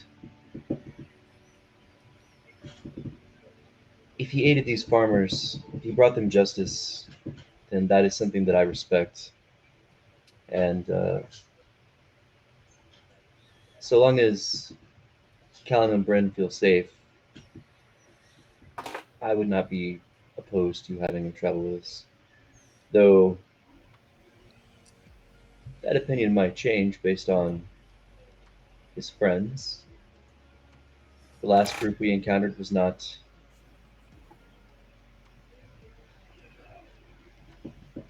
good. Yes, it's always best to keep our eyes open for new information and changes. Perhaps even those we think we know. Uh, how long have you been traveling with Callum and Bren? Long enough.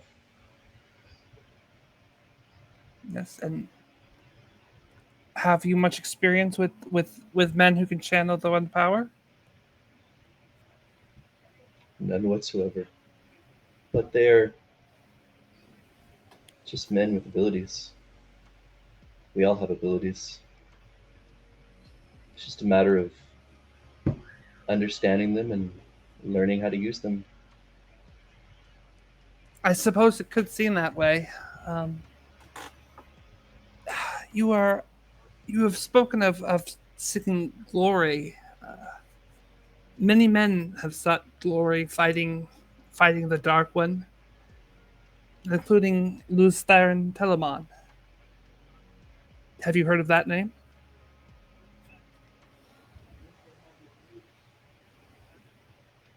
Yes, I have heard of the dragon. Yes. Is it's a subject of much interest in Shinar when the last battle will come, when the dragon will be reborn. We expect to be there after all.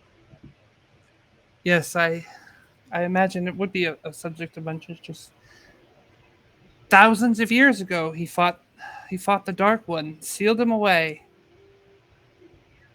But have you heard of the counterstroke?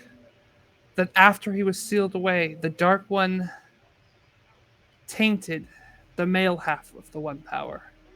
He made it so that every man who can channel the One Power also channels a taint, a darkness that eventually forces all of them into madness. Mm. Every man carries a darkness within him.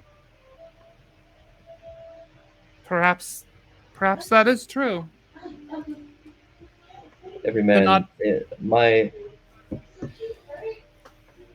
The man that trained me, uh, when I went off to serve, the man who placed a sword in my hand, he taught me that there are two wolves in a man's heart. You feed one, and it grows larger. And my friends, they just need to have the right wolf fed. That is, to teach them honor and discipline.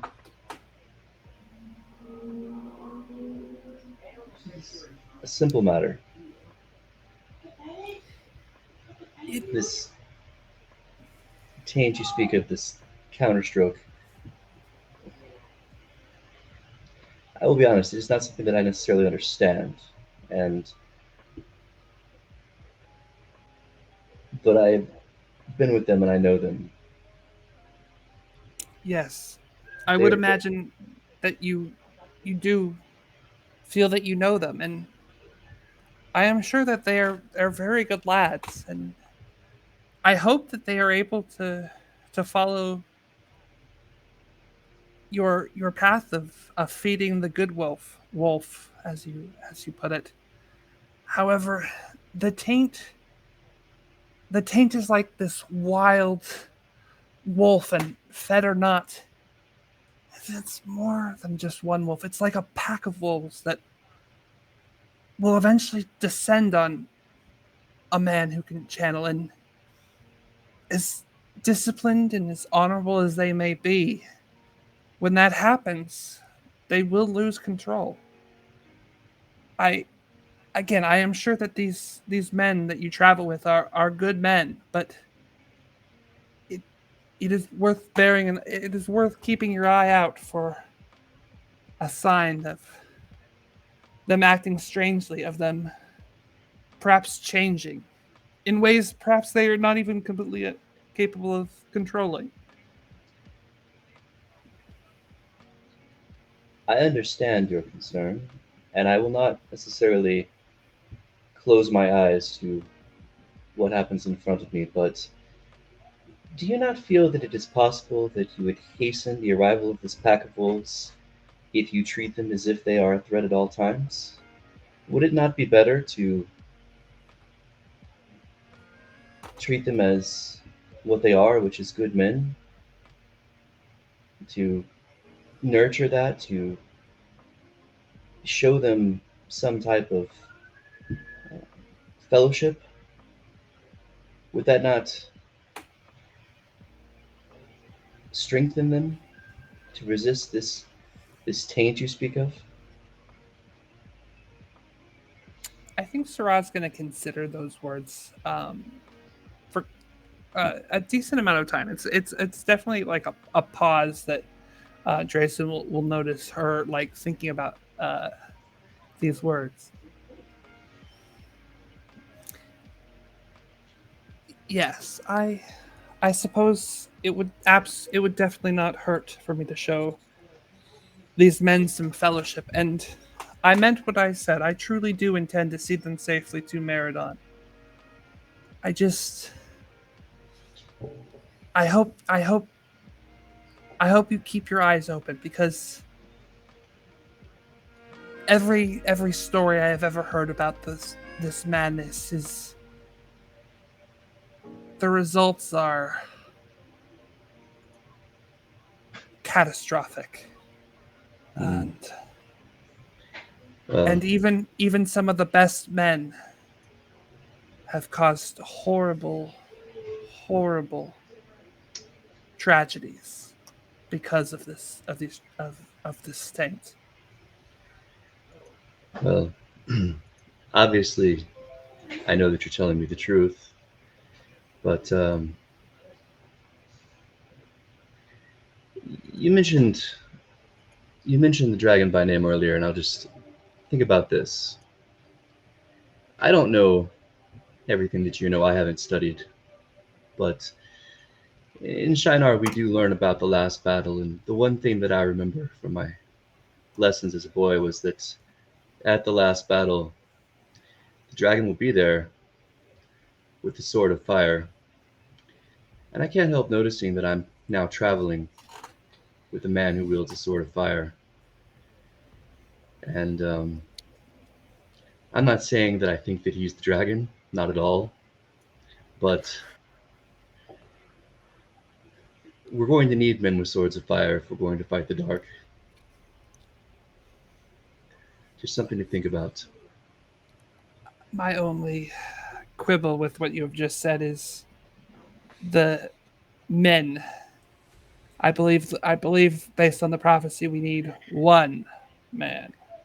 And I think it's at this point that we hear like the mournful howl of a wolf in the cold Saldaean windscape. Oh.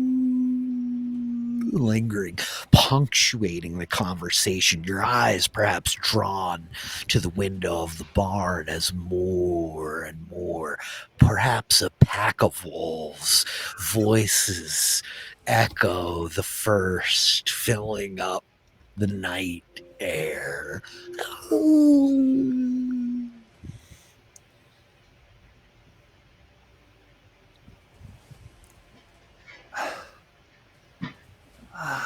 Sometimes the pattern and its threads are a coincidence even that no one can ignore. Drayson, you have spoken many words to me tonight that I shall consider. I hope you consider my words. Your horse looks like he should be good in the morning. Yes, I'm sure the Kisarag will be. I shall retire for the evening myself. And I think as the scene fades on the pair of you in the barn, it opens on the pair of men. This conversation circulates about as you've been escorted to this upstairs bedroom, two small kind of beds with their down-filled like mattresses, really very kind of well accoutramented things for such a farmer's home, but rough made as these like rough wooden bedposts. Everything about the house is worn, old, worked, and weathered, but comfortable and done excellently. Saldaea has a particular appreciation for the marriage of form and function. And so, yeah, these two beds, you note that there is like, like an end table there. There's candles, a pitcher of water up here for you, a window looking out over the farmyard where the battle with the bear took place this day. So I don't know if there's anything between the two of you before you crash or,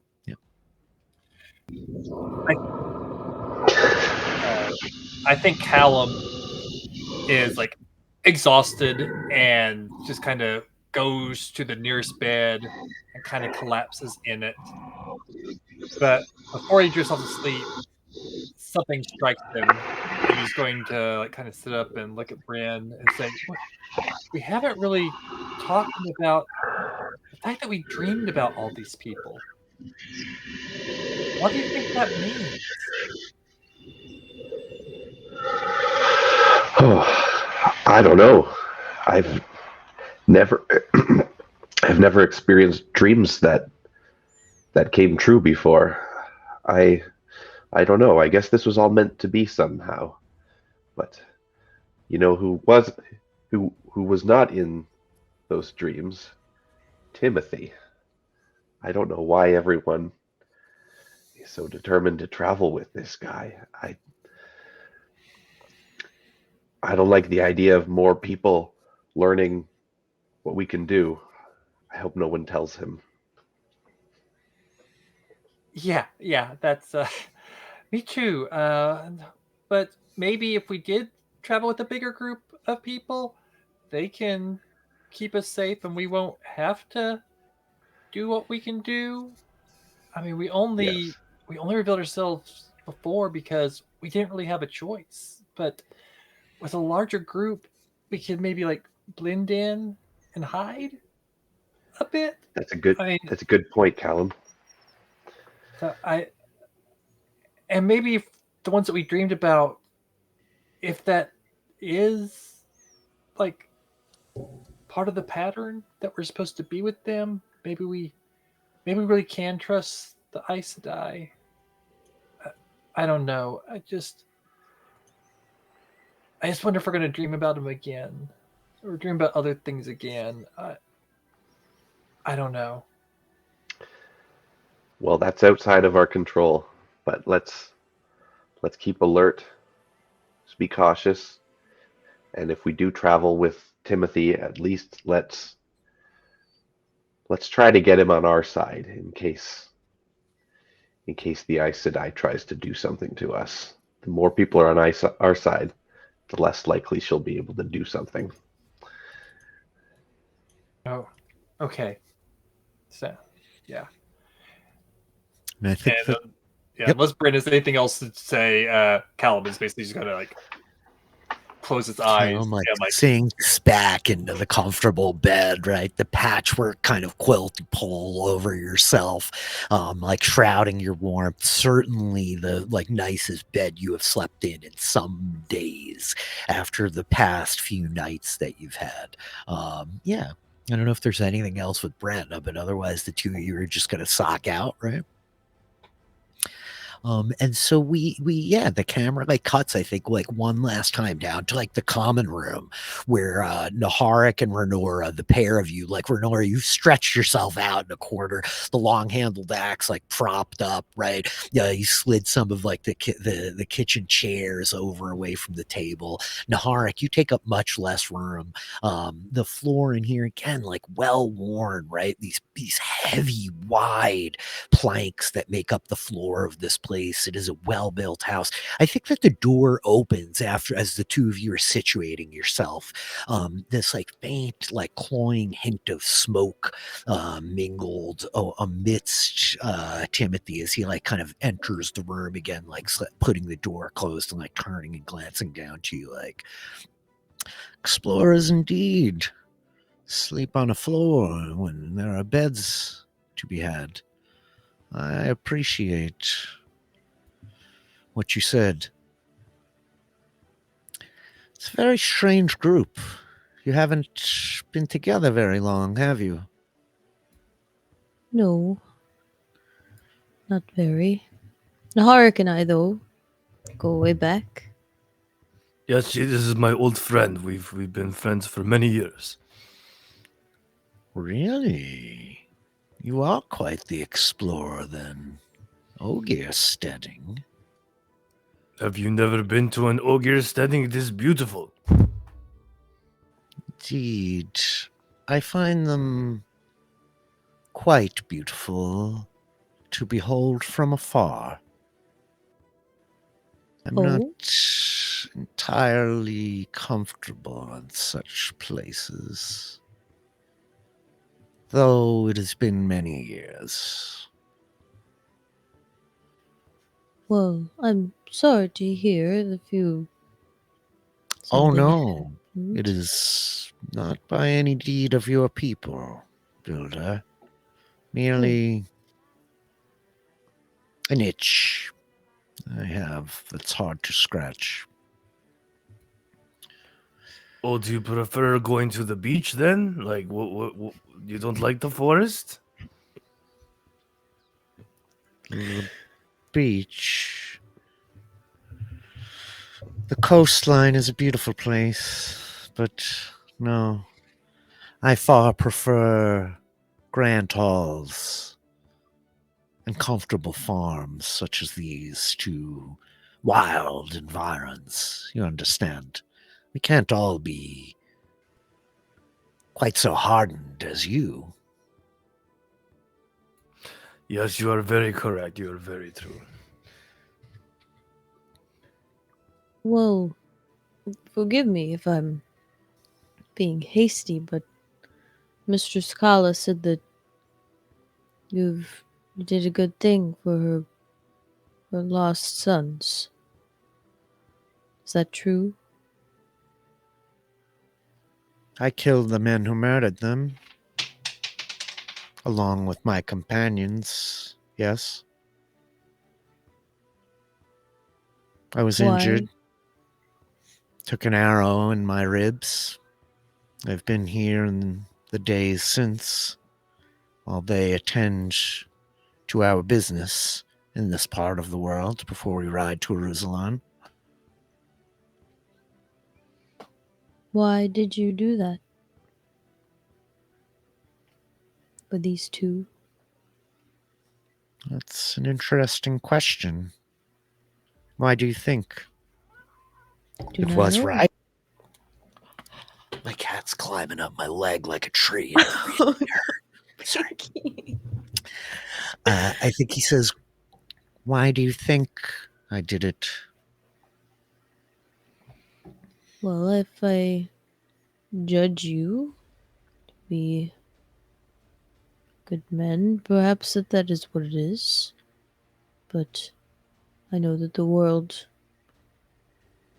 I like to think that good people do good things because it is the right thing to do. But it's not always as easy as that. Perhaps this time it is. Indeed. I will speak frankly with you, as you seem to be a frank individual yourself, explorer, and I know that the builders do not mince words. No. I ride for Aruzalon with business with Lord Karaz. I am of some reputation, and he waits to receive me. But I was concerned to reveal myself to such a large group when I am but one man here alone with an elderly pair of farmers.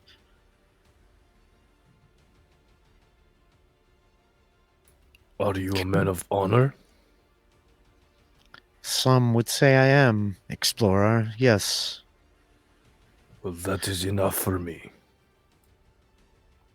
I mean to make right a great many wrongs. Do you know the prophecies of the dragon? Studied them somewhat in my grove.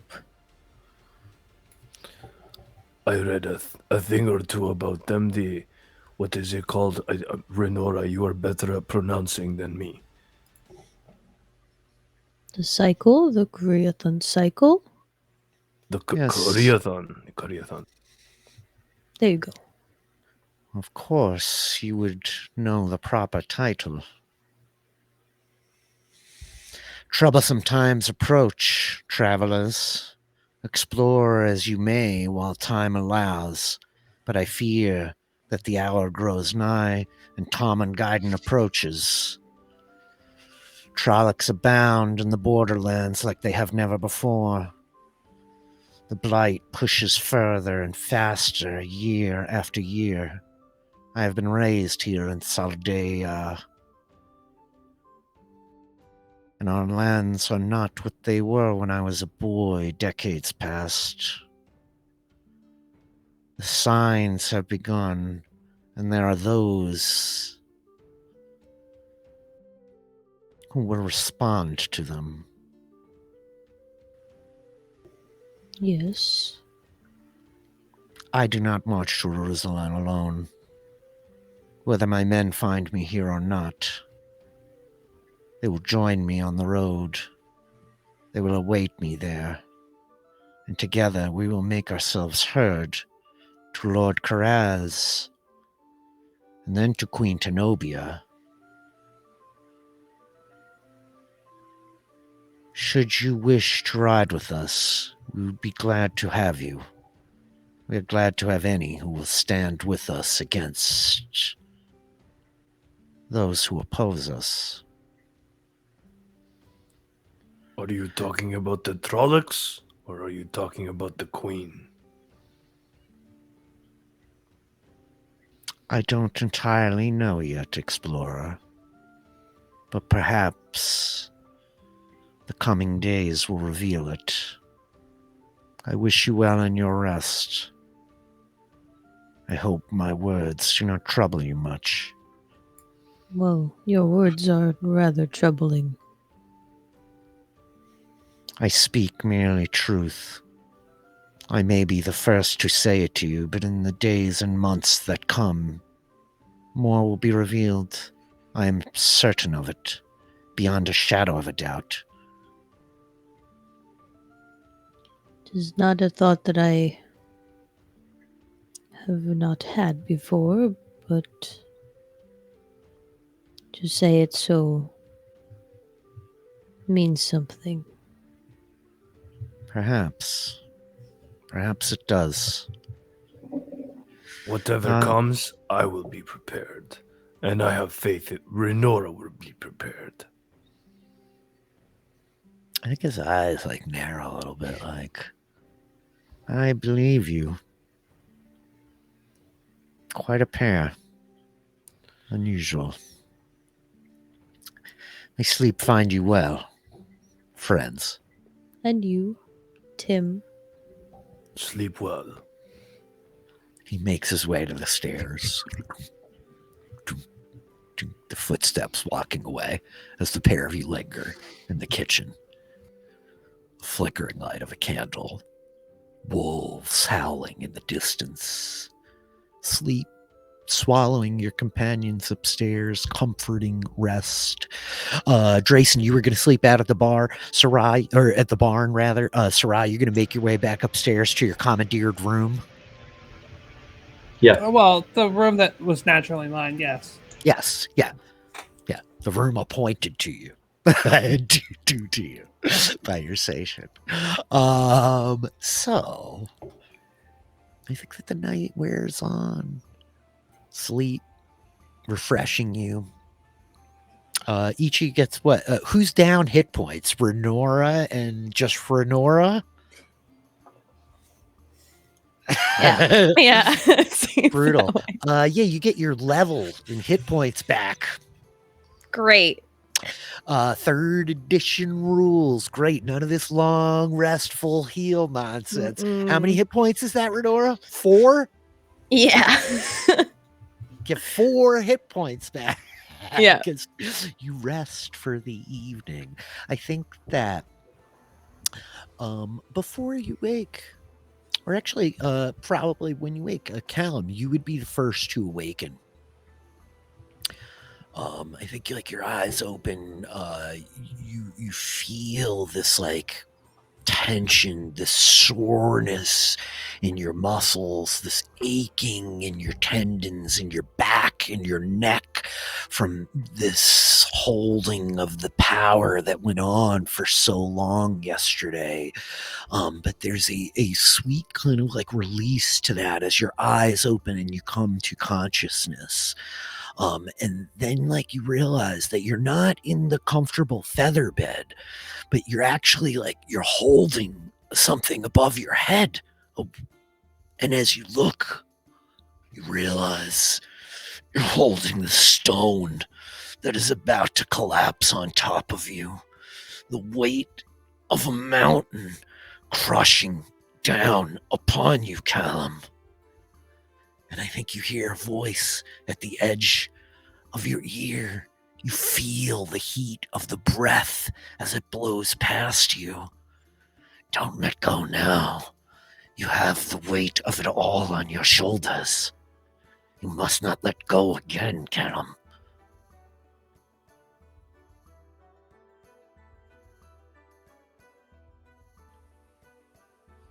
I had to let go. It was going to destroy me. Oh, they will all try to destroy you. But you alone can hold the weight. You alone can bear it. The weight of stone and earth. No, I don't want to hurt anyone again. I can't hurt anyone again. Do you not see it? Do you not see what power you hold in your hands? Look, boy! Look! This is not merely a stone. This is not merely a cave. This is the weight of the world upon you. And Callum's like squeezing his eyes shut in the dream if he can. He doesn't want to look. And I think that like you see fire, like the fire of the bodies that you burned, Callum. And you see stone exploding, like the stones that you exploded to eviscerate the horses. And you hear the voice again. This is not the weight of a stone, boy. This is not the weight of your family nor a cave. This is the weight of he who is, of Luz Theron Terramond, of the Dragon Reborn. The weight of Dragonmount on your shoulders. No. No. Look in my eyes And I think that your eyes open and you see a face looking back at you, and its eyes are fire, and its face is the void. And next thing you know, you wake up as you smashed onto the floor of the farmhouse, tangled in the patchwork quilt of the bed, sweat soaking through your night clothes.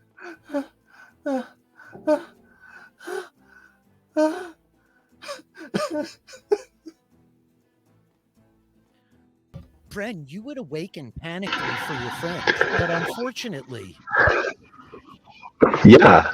you hear a voice as well, Bren. As you're like, open your eyes. It must be Callum. You're sleeping in that farmer's house in the room with them. And I think that you open your eyes and you're sitting on a log, a campfire bursting and burning in front of you. A figure on the other side. Are you all right?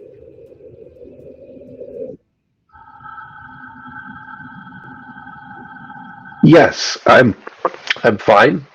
Who are you? Who am I? You silly.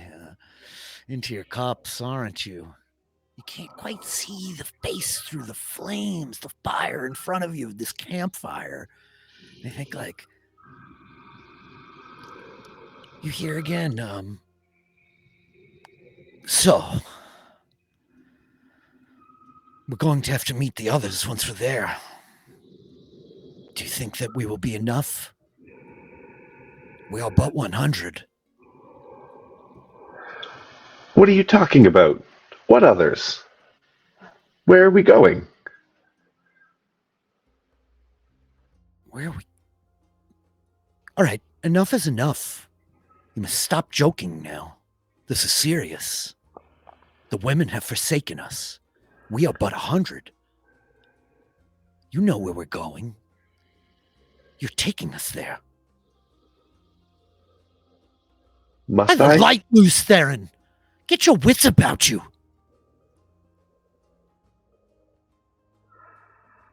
Okay, question here. Mhm. Does Bren know the name Luz Theron?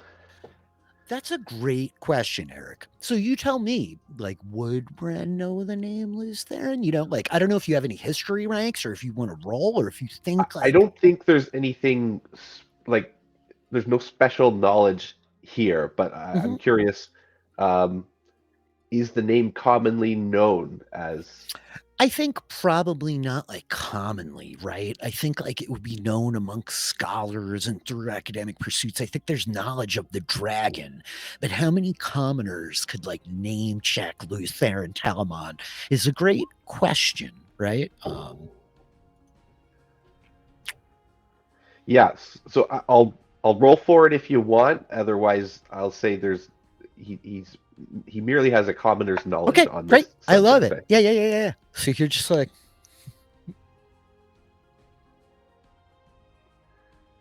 Sorry, what do you want me to... Oh, you don't have to roll if you don't want. Otherwise, I would say roll a history check. But if you're saying, like, a commoner's knowledge, that's fine. You don't know. Okay. That's fine to not know. Okay. Yeah. Let's say no. Okay. All right.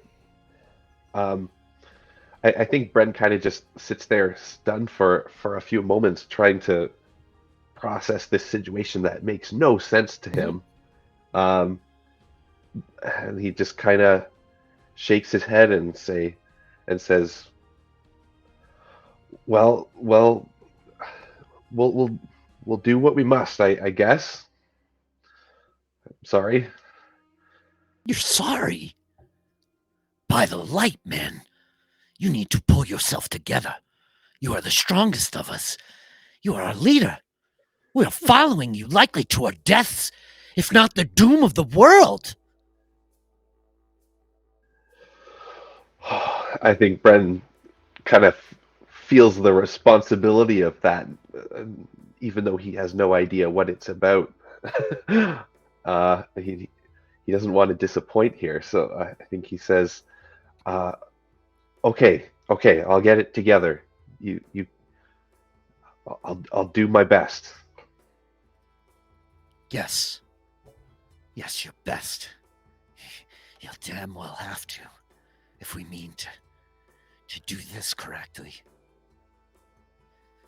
By the light, the world will remember us, Luis Theron. The world will remember. And I think you see the figure like rising up on the morrow. We make history. And I think that you see the figure like reaching across the fire for you. Like they're almost like extending a hand out to shake your hand, but like they put their hand through the fire, and then suddenly like their hand is on fire, and there's like a faint like scream in the back, like no, and like fire suddenly like they stumble through the fire towards you, like grabbing you, like help me, Luis Theron, help me. It's like you realize your clothes are burning and you're on fire and you're trying to get hold of it, and suddenly like you like gasp for breath, and you hear your sound of your friend on the floor of the farm room. You're covered in sweat. You look down. Callum is laying on the ground, thrashing a bit wildly around.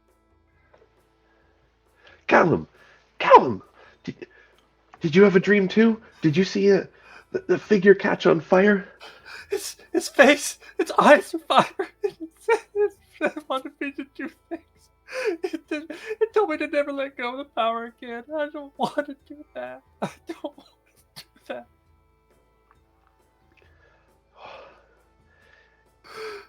Don't listen to it, Callum. Don't listen to it. It was just a dream this time, right? Just right, a dream.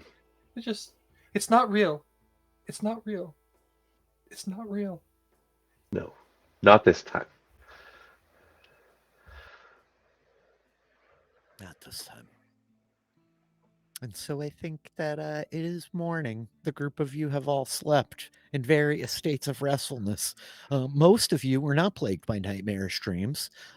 Renora and Naharik, I'd like both of you to roll listen checks for me. Hey, let's roll dice. We're playing a role-playing game. Yeah, let's do it. We did a lot of the role-playing. Let's roll something. Listen, huh?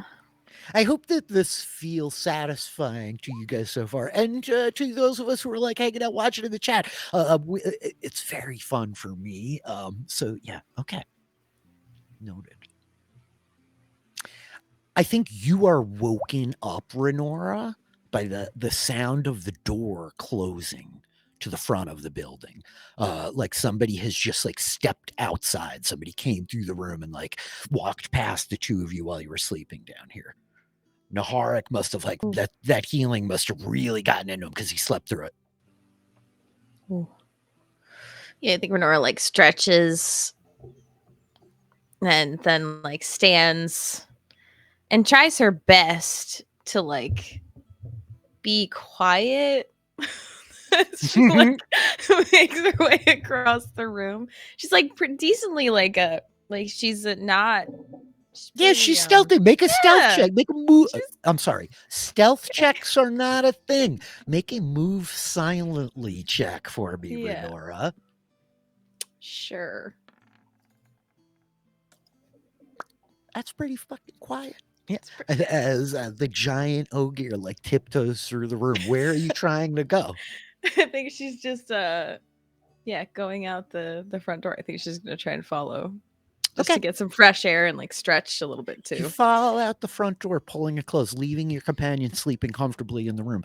I think that you see Lord Tim, like some distance from the farmhouse. He's like kind of like stretching himself, his hair, like he kind of is looking in the distance. Let me have you roll a spot check, Renora. This is the Taylor rolls all the dice episode. Love it. Okay. No, there we go. Okay. He like kind of like turns and he's looking up towards like these hills that are like rising away like from behind the farm, and he's kind of like walking his way around the edge of the building. He hasn't looked back at you yet, and he definitely cannot hear you as like you're moving kind of quietly. So are you just like quietly trying to follow? Yeah, sure. I think like she's not like really thinking about it. I think she's not like intentionally like trying to like sneak It's up very on him. like, yeah, But yeah, she's just like inconspicuous, just like quiet following. Yeah. walking after him. Yes. Yeah. Yeah. So I think like he's like walking around behind, and you see him like pause for a moment as you're able to like close a little bit of distance, but then he starts walking again. And then you hear it before you see it, the sounds of hoofbeats. And two riders are coming down out of like the tree line in the hills. And Tim like pauses as you are walking up to them. So my question to you is like, what do you do here? They're probably like 100 feet away from him, and they don't seem to have like spotted you yet. As you're like kind of still at the edge of the farmhouse, and he's walked around behind it. He's not like particularly hiding or anything, you know. He's just like walking kind of casually away from the farm. Like not like very far either, right? He's like 100 feet away from the back of the farmhouse. You're at the farmhouse. So like as these riders are coming, what do you want to do? Okay, so the riders are 100 feet, and he's like closer to me. He's 100 feet. He's The 100 riders feet. are like Or another another. 100 feet from them, Okay. from him, you know. Okay, 100 feet. I think that she kind of just like posts up on the side of the building and like just like stretches and is like enjoying the morning and like is Okay. gonna like just be here in this moment, but not like wanting to interrupt his whatever's happening with him. You immediately recognize the riders as they close in on him. You watch like one of them like jump off the horse, and I think you hear one of them like, "My lord, you look well," and you recognize their faces. The night that you left the village of Three Forks and found the boy Daniel, you met two men in a tower in the rain. These are those men. You immediately recognize them. One of them, a bit bald, the remainder of his kind of like dark hair is like shaved, kind of cropped short. He has kind of like a leather hauberk on. You see a sword hanging at his belt, a bow like in next to the saddle with the quiver up on the horse. The other man, like a good deal younger. He's got like a cloak on, though it's like road stained and ratty. Neither of them are dressed well, but they are like armed and armored, right? The second fellow like holding a spear across his lap on the horse, like with a bow, you know. Okay. Yep. Yeah, I think do they see her at all? Yeah, like they probably would spot her, and like I think that the man on the horse like waves, like tilting his head sideways, and it's at this point that the like Lord Tim like turns, kind of looking back at you, and like nods, and you could see like he's talking with the other guy who's on the ground in front of him. Yeah, I think Renora's like gonna like chill and be like I think she like gives them a look, like waves to them, and then is probably gonna just like go back inside and probably like wake up Naharik. Make one more listen check before as you're on your way back inside. Yep. Yeah.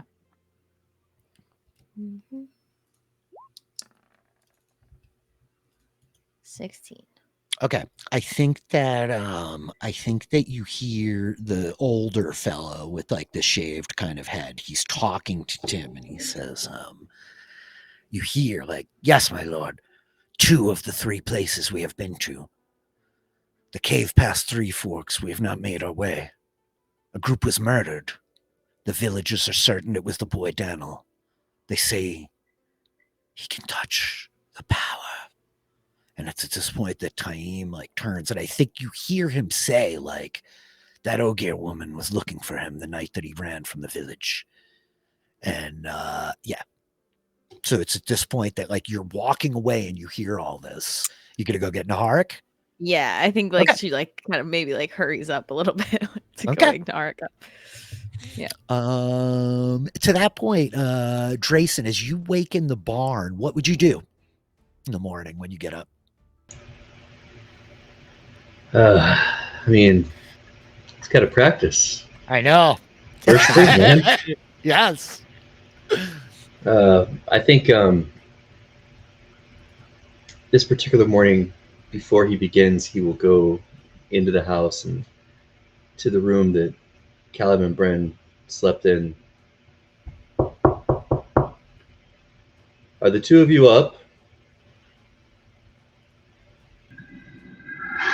Yes. Yeah. Yes. Come in. I was good. He opens the door. I was about to begin my normal routine, and I thought maybe it would be that I might need some help if the two of you would like to maybe train a little with me. Sure. Why? Yeah. Why not? Yeah, yeah, yeah. I guess, like with the swords and things. After a fashion. Oh, okay. And Might be nice to clear our minds. I think that you see that he does have, in fact, you would have noticed these on his saddle earlier, but he does have practice swords with him, like just wooden, like long shafts that are tied together, and he leads you back downstairs if you follow. Yeah. Brett is intrigued. He follows. Yeah. If Bryn's going, Callum's going. It's very much. I don't. Once they get outside, I don't. Let me be clear. I don't expect either of you to master the blade necessarily. Oh, but, good, because I don't think I'm going to. But, that's a relief. Bryn, especially since you're going to be waving around that other sword of yours, might need to develop some skill, at least, and more importantly, I think that some of the mental practice might be beneficial to you. I trust your judgment on this, Drayson. Yeah, you're right. That other sword I wielded it's showy, but yeah, you noticed I'm not exactly practiced in it. Mm.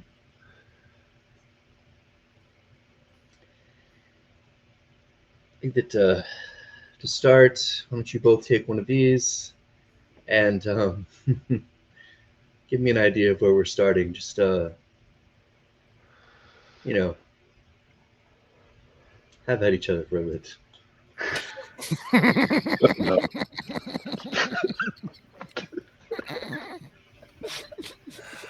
Oh yeah. So Callum is definitely looks awkward as hell. He has absolutely no idea what he's doing with this thing. He has tried to emulate Bryn a little bit, but he's not been able to figure out how to make a full flame sword. He's taken a stick and caught a stick on fire and used that a couple of times in their travels, but that's about all that he's able to do. And even then, it's just kind of so yeah. He knows how to shoot bows. He doesn't really know how to swing a sword. Yeah, same with Bren. He is not proficient in swords, so this is probably not going to be pretty. So, and I think Callum's waiting. He's not going to make the first move. He's doesn't really want to strike first, so he's kind of. Does Renora pass by this at all on her way back? I think I think it's at this point. Renora, you've gone in to get Naharik, right? Yeah. So we cut back into and probably Sarah, you're at least awake by this point, and you could see from your window. I don't know. You're a late sleeper, Renora. You tell me. Is Renora? Not Renora. I'm sorry. Sarah. Over the place. Yeah, I'm sorry. You're good.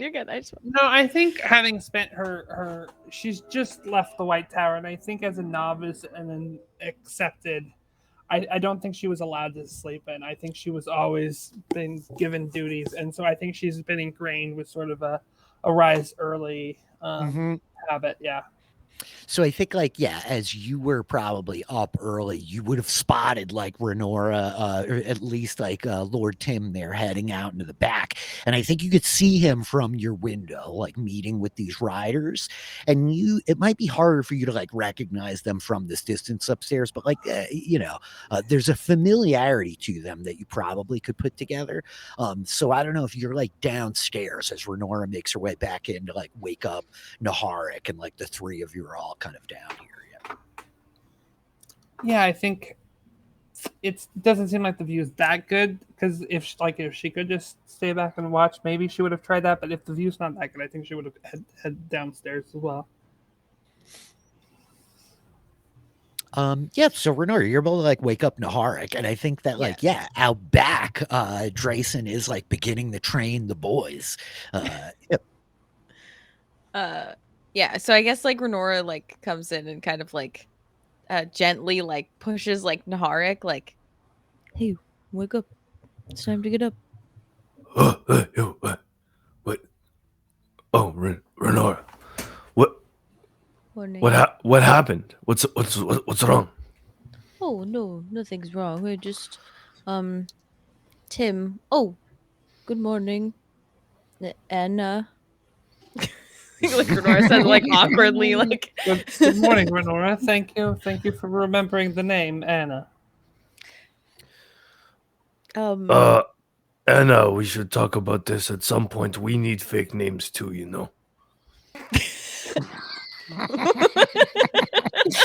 I think like probably like Master Nori is like just come down the stairs and he just like looks at you and, and like just walks away, like walks to the pantry, you know. good morning. Yes, good morning. I don't hear that well when I'm just awake, so good morning. Good. Oh, that was an odd thing for you to say. Oh, I was just kidding. Hey, can we get breakfast? I'm hungry again. Yes. Please give us breakfast and fake names. Apparently, those are just some normal things to just randomly be thought discussing. Yeah, Naharik is a very long and complex name. I wouldn't mind a shorter name. I don't know. Do you want to go for a smoke? Let's go for a smoke outside. Yes, maybe outside. somewhere more private. Outside. Yeah. It's a lovely morning. Renora like stumbles out the door, probably like hits her head on like the door. She makes out. As you like come out, yeah, I think you see like Drayson off to the side, like with the young gentleman and the practice swords, you know. Good morning.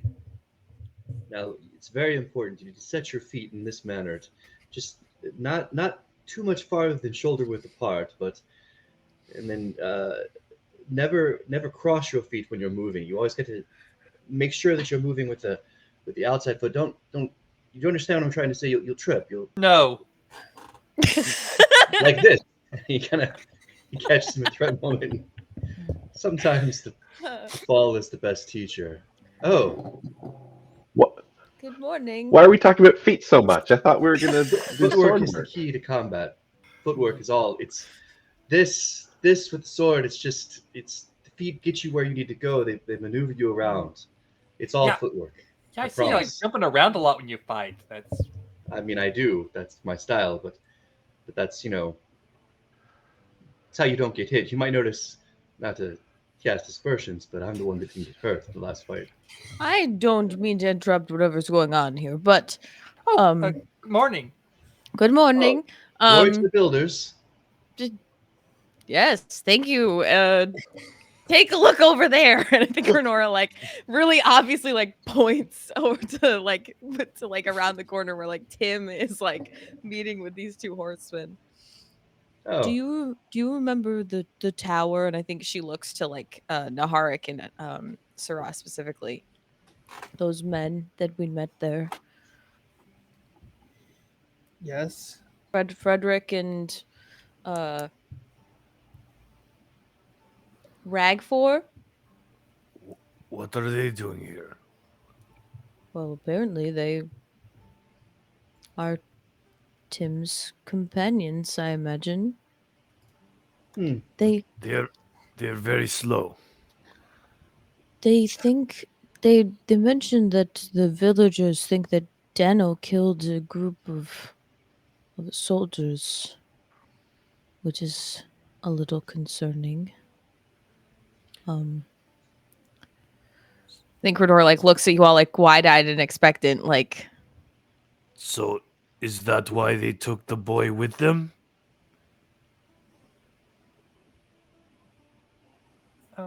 So, do you think the people they think that we killed are the people that he killed, or the people that we actually killed? Do you think that's what's going on? Renora like nods, like. Did Emmon say anything about meeting someone? You know, Who? when he was Emmerich, the guy that we were with, the leader of the bandits who attacked us. He was headed to the south, he said. He was like going to ride south to Gildan, where he heard that a dragon had risen up and started a war, and he was going to go fight with this dragon in the war. Yep. Curious. More than anything, I think that we need to make sure that this boy is okay. If he's being blamed for something that we did, he needs to be far away from here and safe. There is no honor in letting him take the blame for our deeds. That is very true.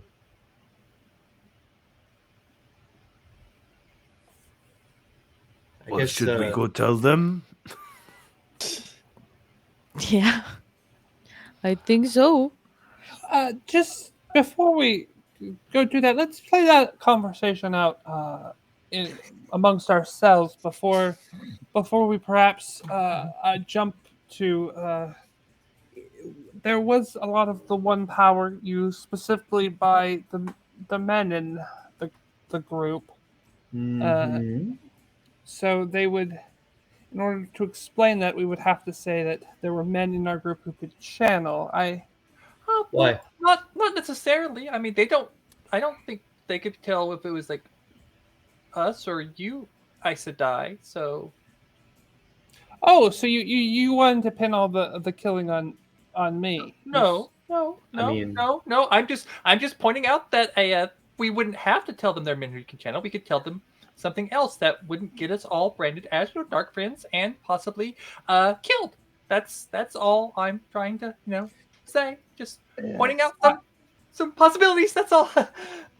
Renora, I know that Timothy said he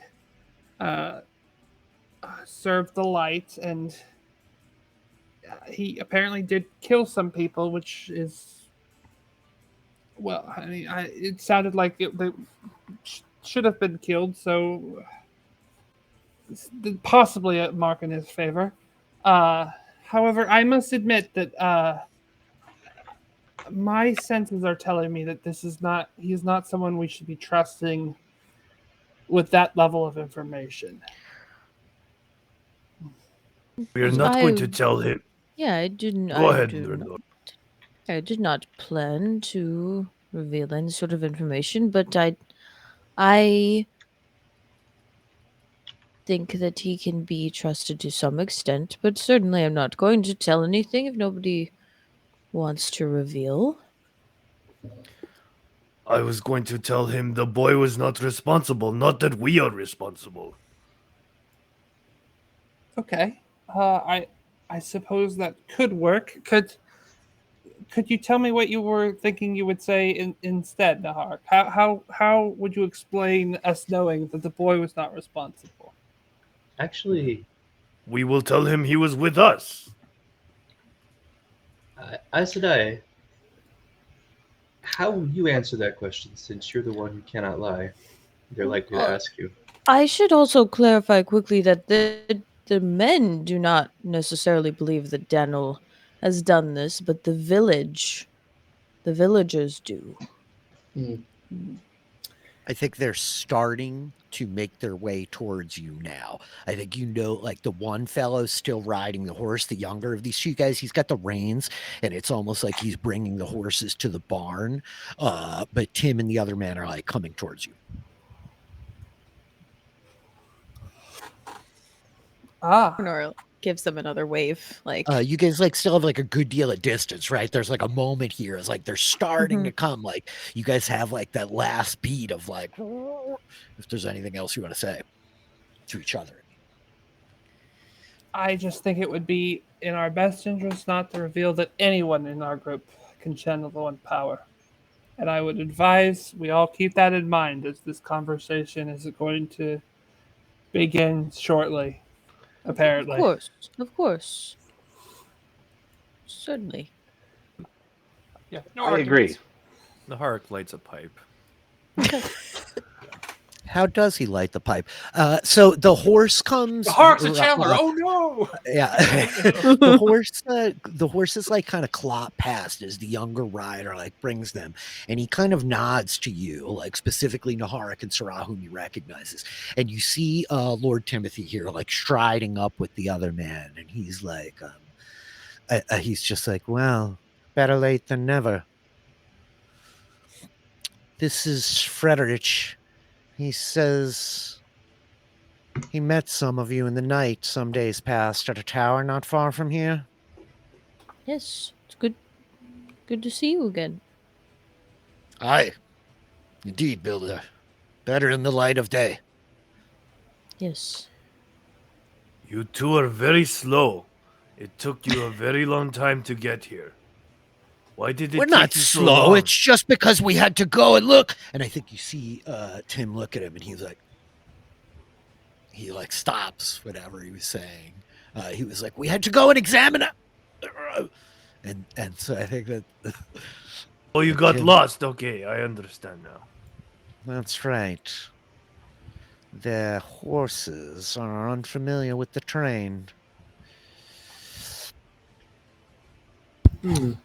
Interesting. Sarah's looking at Renora to see if Renora clocks that, or if Renora notices that, or if Renora's just head in the clouds. These people said they were honorable. Yeah. oh no, she's like Renora, like she seems like very trustworthy and like takes things at face value, but you see her kind of like her ear like one of her ears like twitch a little bit like at these like words. I think that Timothy is just like, I have not been entirely honest with you, but I think that much is clear. I don't think you're being entirely honest with me either. I have spoken no word that is untrue. Oh, is that so? You suspect the boy can channel, that he has touched the power and is corrupted by Sidene. No, we do not. He is just a boy. We found him over there and we brought him here. We take him to Meridon.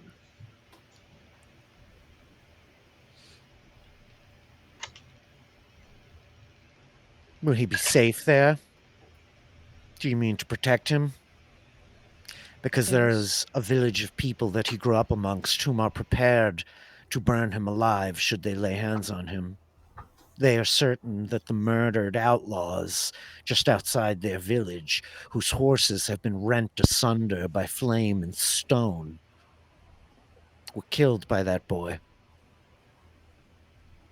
We mean to protect him. Look at the boy. Does he look like he did all of that crazy stuff?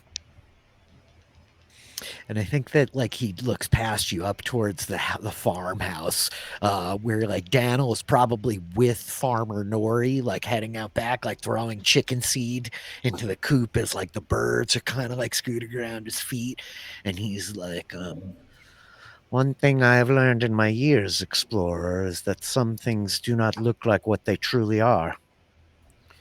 And one thing I have learned in my years is sometimes a boy is just a boy. Indeed, and perhaps that's the case. But if it's not, I would not have these villagers lay hands on him. We would not either. Good. That's why he's If you with bring us in him the to first place. Meridon and this is true, he will still be in danger. Is that not correct? Why? Why would he be in danger over there? The people of the world do not look kindly on men who can touch the source, Explorer. If this thing is true, his life is in jeopardy for every day that he has yet to live. Do you have a suggestion?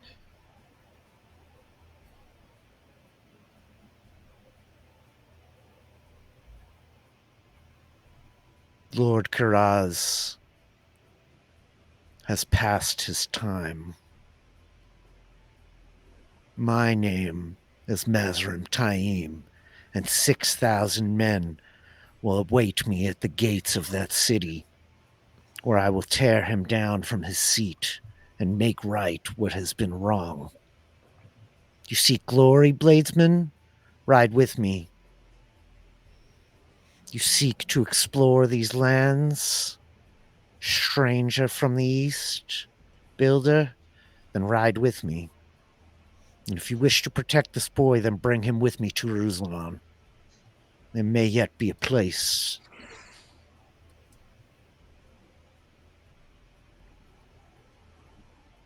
If not, then I wish you well on your travels, but I will not allow you to take him. So, how well known is Taim's name at this point in time? Great question. He is a minor nobleman in Saldaea. He's a lesser lord. He's got like a bit of a reputation score, though he has not he does not have the name that we will know later on. So it's like not a name that you would have heard in the South per se, unless you've like been making a point to like learn a little bit since you got to Saldaea. It's up to you if you want to make like a local history check or anything like that. Oh, yeah, no, I don't think Callum would have been talking to anyone about anything like that. I think I'll do that. Yeah, you definitely make a roll for us here, Drayson Borderlander. The Aes Sedai as well, Sarah. I know you have a ton of knowledges. I don't know if you maybe want to make like it probably be like a local history check. Knowledge history 8. Okay, I think that you probably have not heard of him. Okay, it's not that big yet. Oh yeah, I was looking at Drayson's roll of 8. If you want to roll a history check as well, Sarah, you can. Is it history or local knowledge? It would be local knowledge, I guess. Actually, really, Okay. local Saldaean Borderland. I'm not quite as good as that. Mine are both the same, so. 21. I bet you have heard of him before you came to Saldaea, Sarah. You probably would have like studied a listing of local lords. So the deal is, Mirvani al-Naral Karaz is the lord of Aruzalon, which is like this holdfast en route to Maradon. He is the local lord. Mazrim Taim is not. He is a lesser noble from a very small house. So the idea that he is going to like ride to challenge one of like Tenobia's bannermen is kind of batshit crazy to you. Yeah.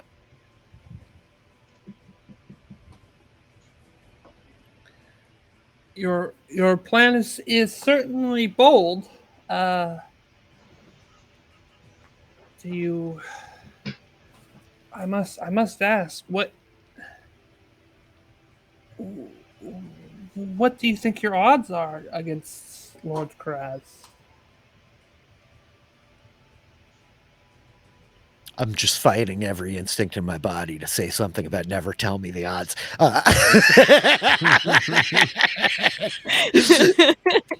I think that he just looks at you and he says, they're far better than anyone thinks they are, Lady Anna. Yeah, that was it. That was what I knew. Okay. And I'll just go ahead and say this. At this point, Sarah is absolutely convinced that Taim is a male channeler, or is a male that can channel. She's suspected that pretty much since the first moment she met him, and just things are lining up in her mind. And now she's sort of trying to figure out what she wants to do with that information. I think I think he like looks around a lot of you and he says, Tarmangaiden approaches. Mm-hmm. The prophecy's signs come to fruition. The dragon will be reborn. Ride with me. Or not. But I would take this boy to a safe haven. What safe haven do you think there is? These men are amongst many who have ridden across the lands these past days. Soldiers wait for us. Not score, but thousands. At the heart of an army, he will be safe. If Jerusalem will not harbor him, then we will make it so.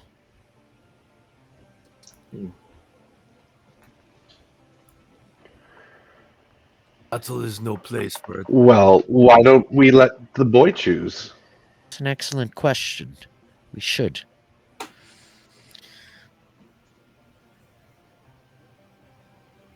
Let's hear what the boy has to say.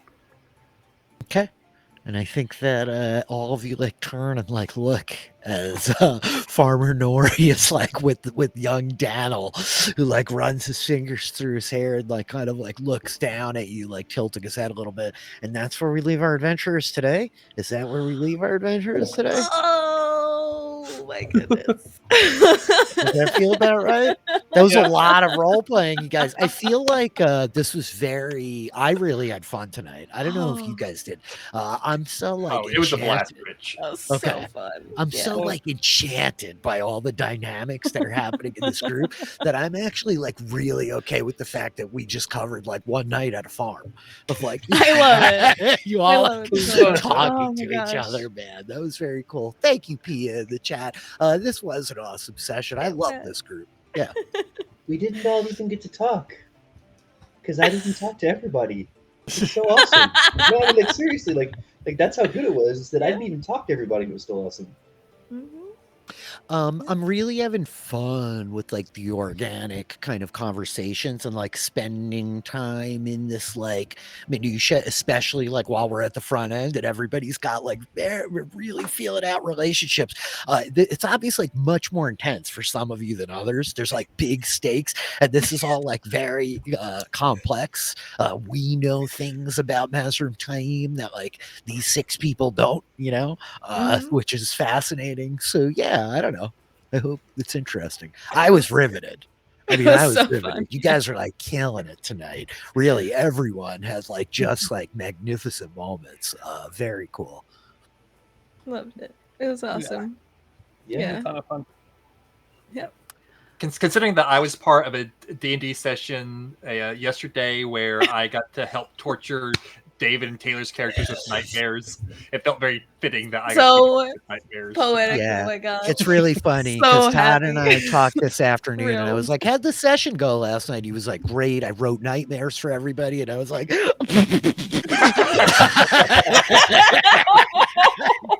Yeah, as soon as you started, I was like, "Oh, Rich, you." It made me so happy. Yep. So good. Yep, great minds, Todd. Very cool. I really dug like a lot of what happened tonight, a lot of the groundwork. I really appreciate all you guys being patient. We have like a pretty big group with 6 people, and like allowing each other the time to like do that kind of stuff is just, I think, so powerful and really like helps build the like the organic like relationships evolving in like really, really fun ways. But it requires patience from all of us, so I appreciate that. Yeah. It was wonderful watching and listening to like those conversations. Like that there was were wonderful. So many good ones, yeah, of like Bren and Caleb, and then like Sarad and Hart. There's just a bunch of really good ones. Drayson with those guys with Caleb and Bren, like all of it. All was like very, very, very good stuff. Yeah. I want to play tomorrow. We're gonna have to schedule another session again soon. Probably I'll look for like somewhere in the region of like 2 weeks, if that's like workable. Yeah, I will say I could do next week and I can do 3 weeks. I cannot do 2 weeks. Is like the one weekend that I'm out.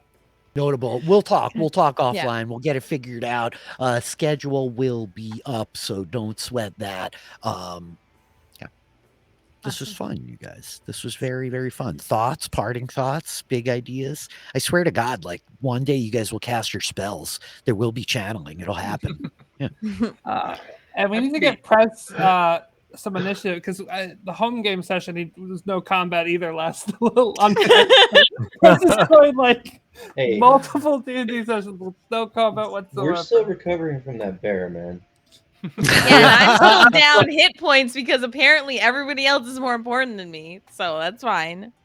It's okay. I down my 8 hit points. Just Taylor, if it makes you feel any better, I did not actually eat a horse. I know. That was so funny. Made it even funnier. You're like, so hey, Shinaran, I can help your horse. Like, yes, I said he just pets the horse. Yeah. It'll be good in the morning. She liked that. Good as new in the tomorrow. I can help. I didn't say I was going to help, but I can help. So good. Yeah. Is this okay? Are the insanity mechanics fun so far, Todd? Did I go too far? Yeah. Okay. Oh yeah. I bet you, Eric. Were you prepped for that? Oh, that I was not prepared for that. That was crazy. Like, there's so much I wanted to like say, like, oh, like we're the 100 companions. It's like, but Brad doesn't know any of this. He's just confused. Like, I can't like stand up and start leading the 100 companions to the board. Oh my gosh. I wanted to.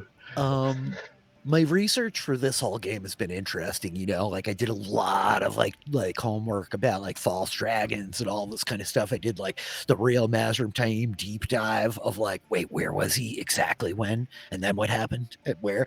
And like, it's so great because like there's a lot of information, but then not that much in like huge ways. It's very limited, right? Yeah, I'm assuming that most of that was from Rich, not because I think I know most of the time stuff well enough. You do. If you've been saying names that I should have recognized, I missed them. Nope. You're on point. So far. Yeah, cool. I don't know. Any other like final thoughts? Like, yeah. That was freaking great. Cool. Yeah, it was really, really awesome. Having a lot of fun. This is so good. Very, very fun. It is very fun. We will be back again pretty soon. We got a bunch of stuff that's coming up in the next couple of weeks. For me, we'll be back with Dragonfly on Tuesday. We'll be back next weekend. We're getting into the second book, The Well of Ascension. Did I get that right? The second book in the Mistborn trilogy. Kate and I will be here with like whoever else wants to come and join us to participate for book club for that next weekend. I have a bunch of other random things going on. Go follow me on Twitter. You could find that. Todd, what do you got going on in the world? You have a podcast that you want to talk about? I'm sure of it. Yeah. So you can find me on Twitter at Librarian Todd because Todd Librarian was too many characters. You can find me every week on One Indescribable Podcast where Adam H, TV Lindy, and I get together to talk about the late great CW show Crazy Ex-Girlfriend. We are just now getting ready to start our coverage of the 3rd season, so we're halfway through the series. In addition to that, I recently was on Poster Recaps Theater talking about the horror movie X with Grace and Ariel, which was a lot of fun. And this week I'll be recording an episode of Shit 90 Shows Taught Me with Sarah and Jess talking about Dawson's Creek. Awesome. That's all like really good stuff.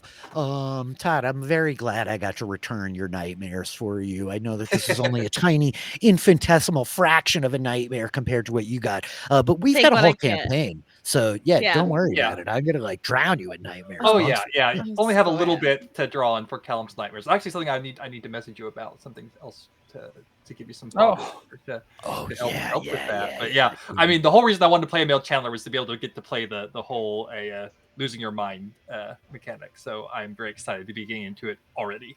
Just an interesting for anybody who's like curious about it. The madness mechanics are very fascinating. Mazrim Taim was not on the show. They will be. There's somebody that appears later on. For Josh in the chat is asking us. The madness mechanics are very fascinating. Basically, a male channeler automatically has a madness score every time they level up. I secretly roll dice, so they have no clue what their madness scores are, and they just continue to progress until physically their bodies can like actually rot away. The madness like is its own thing, but then there's an actual like degenerative collapse, and like the saving throw difficulties like just like climb and climb. It's very fascinating for me to have like secret stats for you guys. Anyway, that's what Todd's got going on in the world. Prez, you got anything you want to like hype up or plug or tell people to go pay attention to?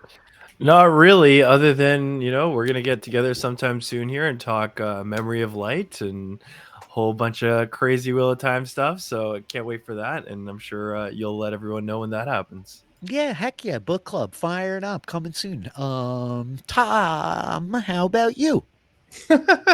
I don't have anything to plug right away. I was on an episode of the Crazy Ex-Girlfriend podcast with Todd, Adam, and Lindy a few weeks back now, and I might be on another one soon in the future.